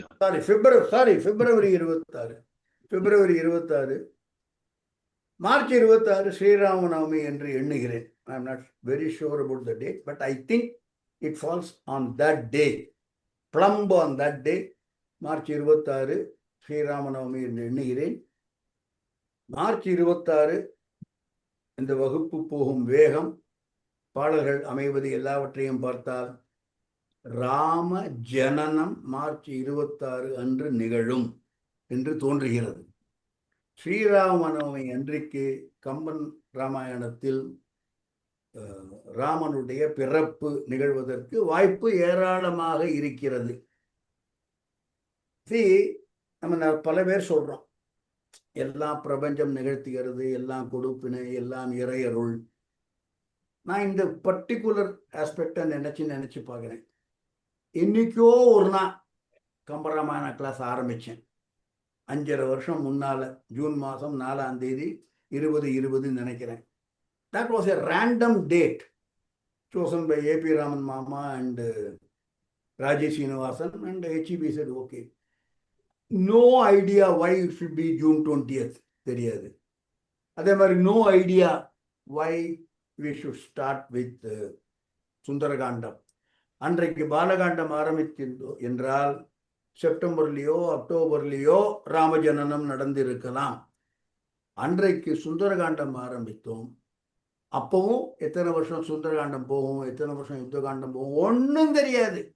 even 2 months back I didn't know that ஸ்ரீராம நவமியை ஒட்டி ராமஜனனம் நிகழக்கூடிய பாடல் இடம்பெறும் என்பது I did not know even about 4 classes, 5 classes before. It's a sheer coincidence. What we call as இறை அருள், பகவானுடைய அனுகிரகம் இல்லாமல் நிகழவே நிகழாது. ஏன் சுந்தரகாண்டத்தில் ஆரம்பித்தோம், ஏன் ஜூன் மாதம் 20ஆம் தேதி ஆரம்பித்தோம், அதே மாதிரி கொஞ்சம் வேகமாக போயிருந்தா, கொஞ்சம் மெல்ல போயிருந்தா இதே ராமஜனனம் இந்த வருஷம் ஜனவரியில் முடிஞ்சிருக்கலாம். ரொம்ப ஸ்லோவாக போனால் இந்த வருஷம் ஜூனுக்கு போயிருக்கலாம், இந்த வருஷம் ஜூலைக்கு போயிருக்கலாம். ஒய் கரெக்டாக ஸ்ரீராம நவமி அன்று ராமஜனனம் நிகழும் வண்ணம் இந்த குறிப்பிட்ட கட்டத்தில், இந்த குறிப்பிட்ட அந்த ஒரு ஸ்பீட், இந்த ஒரு காக்காவுக்கான பனமழை விழுந்தது இல்லை, இது இறை அருள் நிகழ்த்தியது என்று நான் மிக திடமாக நம்புகிறேன். அதையும் உங்களுடன் பகிர்ந்து கொள்ள விரும்புகிறேன். கீர்த்திவாசன் வகுப்பு எல்லாருக்கும் திறந்து விடலாம். நான் என் உரையை முடித்துக் கொள்கிறேன். மற்றவர்கள் ஏதாவது பேச விரும்பினால் பேசலாம். நன்றி, வணக்கம் எல்லோருக்கும். வணக்கம் ராஜா. வணக்கம் முகுந்தன். மறுவலருங்கிற வார்த்தை ஒண்ணு வந்தது. கொஞ்சம் எல்லாரும் மியூட் பண்ணிக்கோங்க, தயவு செஞ்சு மியூட் பண்ணிக்கோங்க. மறுவலருங்கிற வார்த்தைய நம்ம திருமங்கை மன்னன் அவருக்கே யூஸ் பண்ணிக்கிறார். சங்குமலி தண்டு முதல் சக்கரம் முன்னேந்தும் தாமரைக்கண் நெடிபிரான் தான் அமரும் கோயில் வங்கமலி கடலொலிகில் மலிவீதும் நாங்கூர் வைகுந்த விண்ணகர் மேல் மண்டோரையும் பொழில் சூழ் மங்கையர்த்தம் தலைவன் மறுவலர்த்தம் உடல் துணிய வாழ்வீசும் பரகாலன் கலிகன்றி சொன்ன சங்கமலி தமிழ் மாலை பத்தி வல்லார்கள் தரணியோடு விசும்பு ஆளும் தன்மையை பெறுவாரே அப்படின்னு. ஓகே, ரெண்டாவது சமாச்சாரம், அந்த மர்க்கடகம்னு ஒரு வார்த்தை வந்தது. ஆமா, அத பத்தி உலகத்துல உள்ள அத்தனை பேரையும் 2 வகையா பிரிக்கலாம்னு சொல்லுவார். ஒண்ணு மர்க்கடக நியாயம், ஒண்ணு மார்ஜால நியாயம். மார்ஜாலம்னா பூனை, மர்க்கடகம்னா குரங்கு. சில பேர் எப்படின்னா, அந்த பூனை என்ன பண்ணும், குட்டி போட்டுதுன்னா அது நகரவே தெரியாது, வாயில கவ்வின்னு போய் இன்னொரு இடத்துல கொண்டு வச்சுக்கும். ஆனா குரங்கு குட்டி அப்படி இல்லை, அது தாயோட தாவிண்டு தாய் எங்க போறாலும் அங்கெல்லாம் சேர்ந்து போயிடும். ஸோ உலகத்துல சில பேர்லாம் எப்படின்னா, யாரை பிடிச்சா மேல போலான்னு தெரியுமா, அவளை பிடிச்சி மேல போயிடுவாங்க. சில பேருக்கு மேல போக தெரியாது, வழி தெரியாது. அந்த மார்ஜாலம் பூனை மாதிரி இருப்பாவ, அவளை யாராவது தூக்கி விட்டதா அவளால மேல போகும்னு சொல்லுவாங்க. I thought I'll share that also. Thank you. மூணாவது, very appropriate. Thank you. ஆமா, மூணாவது ரிஷ்யசிங்கர். அவர் பத்தி ஒரு சின்ன கதை உண்டு. அவர் முதல்ல அப்படி போயிட்டு இருந்தாராம், எல்லாரும் குளிச்சுட்டு இருந்தாங்களாம் பொம்நாட்டிகள்லாம். அப்போ யாரும் ஒண்ணும் பண்ணிக்கல. பின்னாடி விபாண்டகன் வரும்போது எல்லாரும் செயல் எடுத்து கவர் பண்ணிட்டாங்க. அவர் கேட்டாரு, என்ன அநியாயமா இருக்கு, இத்தனை தொண்டு கிழமை நான் வரேன், எனக்கு போய் மூடிக்கிறீங்க, அவன் சின்ன பையன், அவன் போனா அவனுக்கு மூடிக்கலையான்னு. அவருக்கு ஒண்ணுமே தெரியாது, அதனாலதான் நாங்க மூடிக்கல அப்படின்னு சொன்னாங்க. அது மாதிரி இருக்கு, அந்த மாதிரி ஒரு கதை உண்டு. அதையே வசிஷ்டர் வியாசருக்கும் சுகபிரம்ம ரிஷிக்கும் அதே சொல்லுவாங்க, ஒரு கதை உண்டு. சுகபிரம்ம ரிஷிக்கும் அதே சொல்லுவாங்க. நன்றி நன்றி. மற்றவர்கள் எனக்கு ஒண்ணு சொல்லணும். இந்த சுங்கேரி இருக்கு இல்லையா, சுங்ககிரி, அந்த இடம் வந்து இந்த அது ஒரு சுவாமிகள் மடமும் இருக்கு இல்லையா, அந்த சுங்ககிரி வந்து இந்த ரிஷிசுங்கர் தபஸ் பண்ணின இடம், அதனால அது சுங்ககிரின்னு இருந்தது, சுங்கேரின்னு ஆயிடுத்து அப்படின்னு. அருமை அருமை.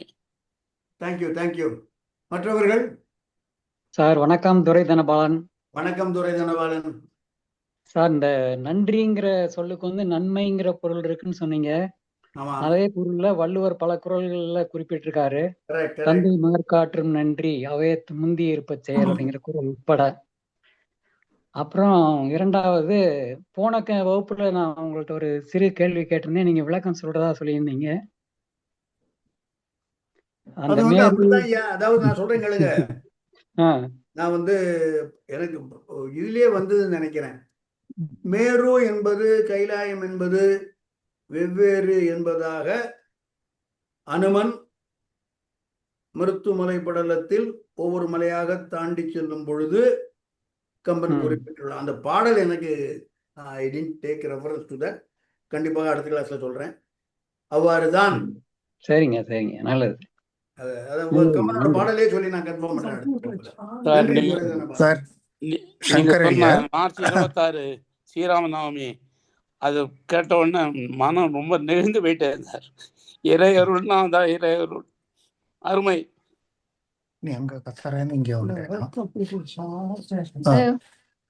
நான் சங்கரையர் சாட்ல கூட பதிவு பண்ணேன்.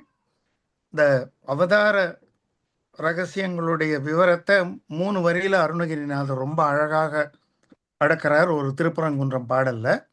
அந்த பாடலுடைய ஒலிப்பதிவை நான் ராஜனுக்கு அனுப்பிச்சிருக்கேன்.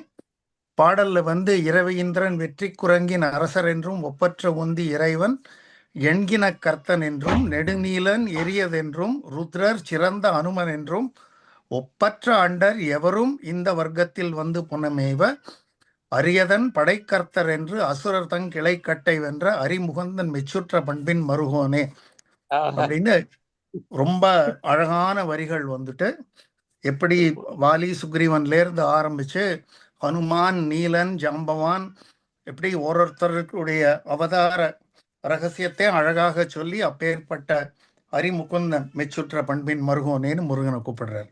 அருமை சார், அருமை அருமை சங்கரையர். வணக்கம் சார், ராயச்செல்லப்பா. ஆனா பஞ்சாங்கம், பாம்பு பஞ்சாங்கம் எடுத்து பார்த்தேன். மார்ச் 26 தான் ஸ்ரீராமநவமி, வியாழக்கிழமை. அதுவும் ஒரு வியாழக்கிழமை தான். இது உங்களுடைய உழைப்பை அந்த ராமபிரானே அங்கீகரிச்ச மாதிரி ஆறுது. இறையருள் சார், அது இறையருள். ராமன் டெலிவரிக்கு தசரதன் டாக்டர் வரதராஜன் அப்பாயின்மெண்ட் வாங்கிட்டார். சொல்லுங்க. இல்ல, டாக்டர் வரதராஜன் கிட்ட தசரதன் அப்பாயின்மெண்ட் வாங்கி இருக்கிறாரு டெலிவரிக்கு. நடத்துறதே வரதனே நடத்துறதுனால அது அப்படி அமையுது. நன்றி. மற்றவர்கள் யாராவது?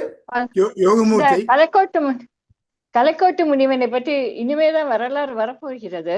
அவர் ரோமபாதர உடைய மருகராக போகிறார் என்றெல்லாம் வரப்போகிறது. கம்பராமாயணத்தில் இருக்கிறது நினைக்கிறேன். அது அதுல கலைக்கோட்டு முனிவர் மனம் புரிந்து கொண்டவர். அந்த பெண்மணியின் பெயரு சாந்தா. சாந்தா என்பவர் தசரதனின் புதல்வி. வடநாட்டுல அந்த கதை ரொம்ப பிரசித்தம். வால்மீகியோ கம்பனோ அதை பத்தி சொல்லல. ஆனா வடநாட்டுல அந்த கதை ரொம்ப பிரசித்தம். சாந்தா என்பவர் தசரதனின் புதல்வி, அதாவது ராமருடைய தமக்கை. அந்த தமக்கையை ரோமபாதர் என்பவர் தசரதருடைய நண்பர். அந்த நண்பருக்கு அவர் அடாப்ஷன் கொடுத்துட்டார், அதை தத்து கொடுத்துட்டார். சோ அதனால எப்போதும் தத்து கொடுத்தவாளை நம்மளுடைய குழந்தைன்னு சொல்லிக் கொள்வது இல்லை இல்லவா? அதனால சாந்தாவை பற்றிய ரெஃபரன்ஸ வால்மீகியும் கம்பனும் சொல்லவில்லை. நன்றி, நன்றி, தேங்க்யூ. நான் இங்க ஒண்ணு சொல்ல விரும்புறேன். சிங்கேரி பக்கத்துல கிக்கான்னு ஒரு இடம் இருக்கு. அந்த கிக்கால ரிஷிஷங்கருக்கு ஒரு கோவில் இருக்கு. அங்க சாந்தா தேவிக்கும் ஒரு சன்னதி அங்க இருக்கு. அவளோட சிற்பம் இருக்கு. மற்றவர்கள் இல்லை. கோயம்புத்தூர்ல இருந்து மீண்டும் வணக்கம். பக்கத்துல இருந்து வணக்கம். எல்லா தூரத்துல இருந்து சொல்றாங்க, நான் பக்கத்துல இருந்து சொல்றேன் சார். எவ்வளவு கேரக்டர் சார் நம்ம இலக்கியத்துல, எல்லாம் கனெக்டட் பாருங்க. அருமை, நன்றி. மற்றவர்கள் வேற ஏதாவது கருத்து? இன்னைக்கு மடை திறந்த வெள்ளம்னா அன்னைக்குதான் மடை திறந்த வெள்ளம் மாதிரி எல்லாம் வந்தது. நன்றி. இல்லை என்றால் வகுப்பை முடித்துக் கொள்ளலாமா? ரொம்ப அருமை சார் இன்னைக்கு கிளாஸ். நன்றி, தேங்க்யூ வெரி மச், தேங்க்யூ. அடுத்த வகுப்பு வழக்கம் போல விஜயோட. அண்ட் கொஞ்சம் மாறுதல் இருக்கலாம் இந்த இதுல. இந்த ஜூம் விஜயோட சேர்ந்து கன்சல்ட் பண்ணி பெர்மனண்டா ஒரு ஜூம். இப்ப இருக்கிற ஜூம் இஸ் பை HEB. மீண்டும் நாம் நம்முடைய ஒரு சின்ன விண்ணப்பம். பாஸ்போர்ட் எல்லாம் மாறுமா? எனக்கு அப்புறம் சொல்லுவார். ஒரு சின்ன விளக்கம் கேட்கிறேன். சொல்லுங்க. கரும்புல கீழ் கரும்பு இனிக்கும், மேல் கரும்பு துவர்க்குன்னுவாங்க. பட் மாமரத்துல எந்த பழத்தை சாப்பிட்டாலும் இனிப்பா இருக்கு. அது வலது பக்கம் இருக்கிற கிளையா இருந்தாலும் சரி, இடது பக்கம் இருக்கிற. ஆனால் நீங்க மாமரம் மாதிரி எல்லா பழமும் நல்லா இருக்கு. நல்லா நட்பு மேல கீழே இருந்தா இனிப்பா இருக்குன்னு சொல்லுவாங்க. மேல போன துவர்ப்பு, கீழே போன இனிப்புன்னு. பட் உங்களுடைய பிரவச்சனம் மாமரத்துல பழம், எந்த பழம் நல்ல பழம், எல்லா பழமும். நன்றி, நன்றி. வேர்பலா சார் அவர். கோவை பாஸ்டன் தானா இல்ல வந்தாச்சா? பாஸ்டன்ல தான் இருக்காங்க. சரி, பிரமாதம். வேர்பலா பிரமாதம். அனைவருக்கும் நன்றி.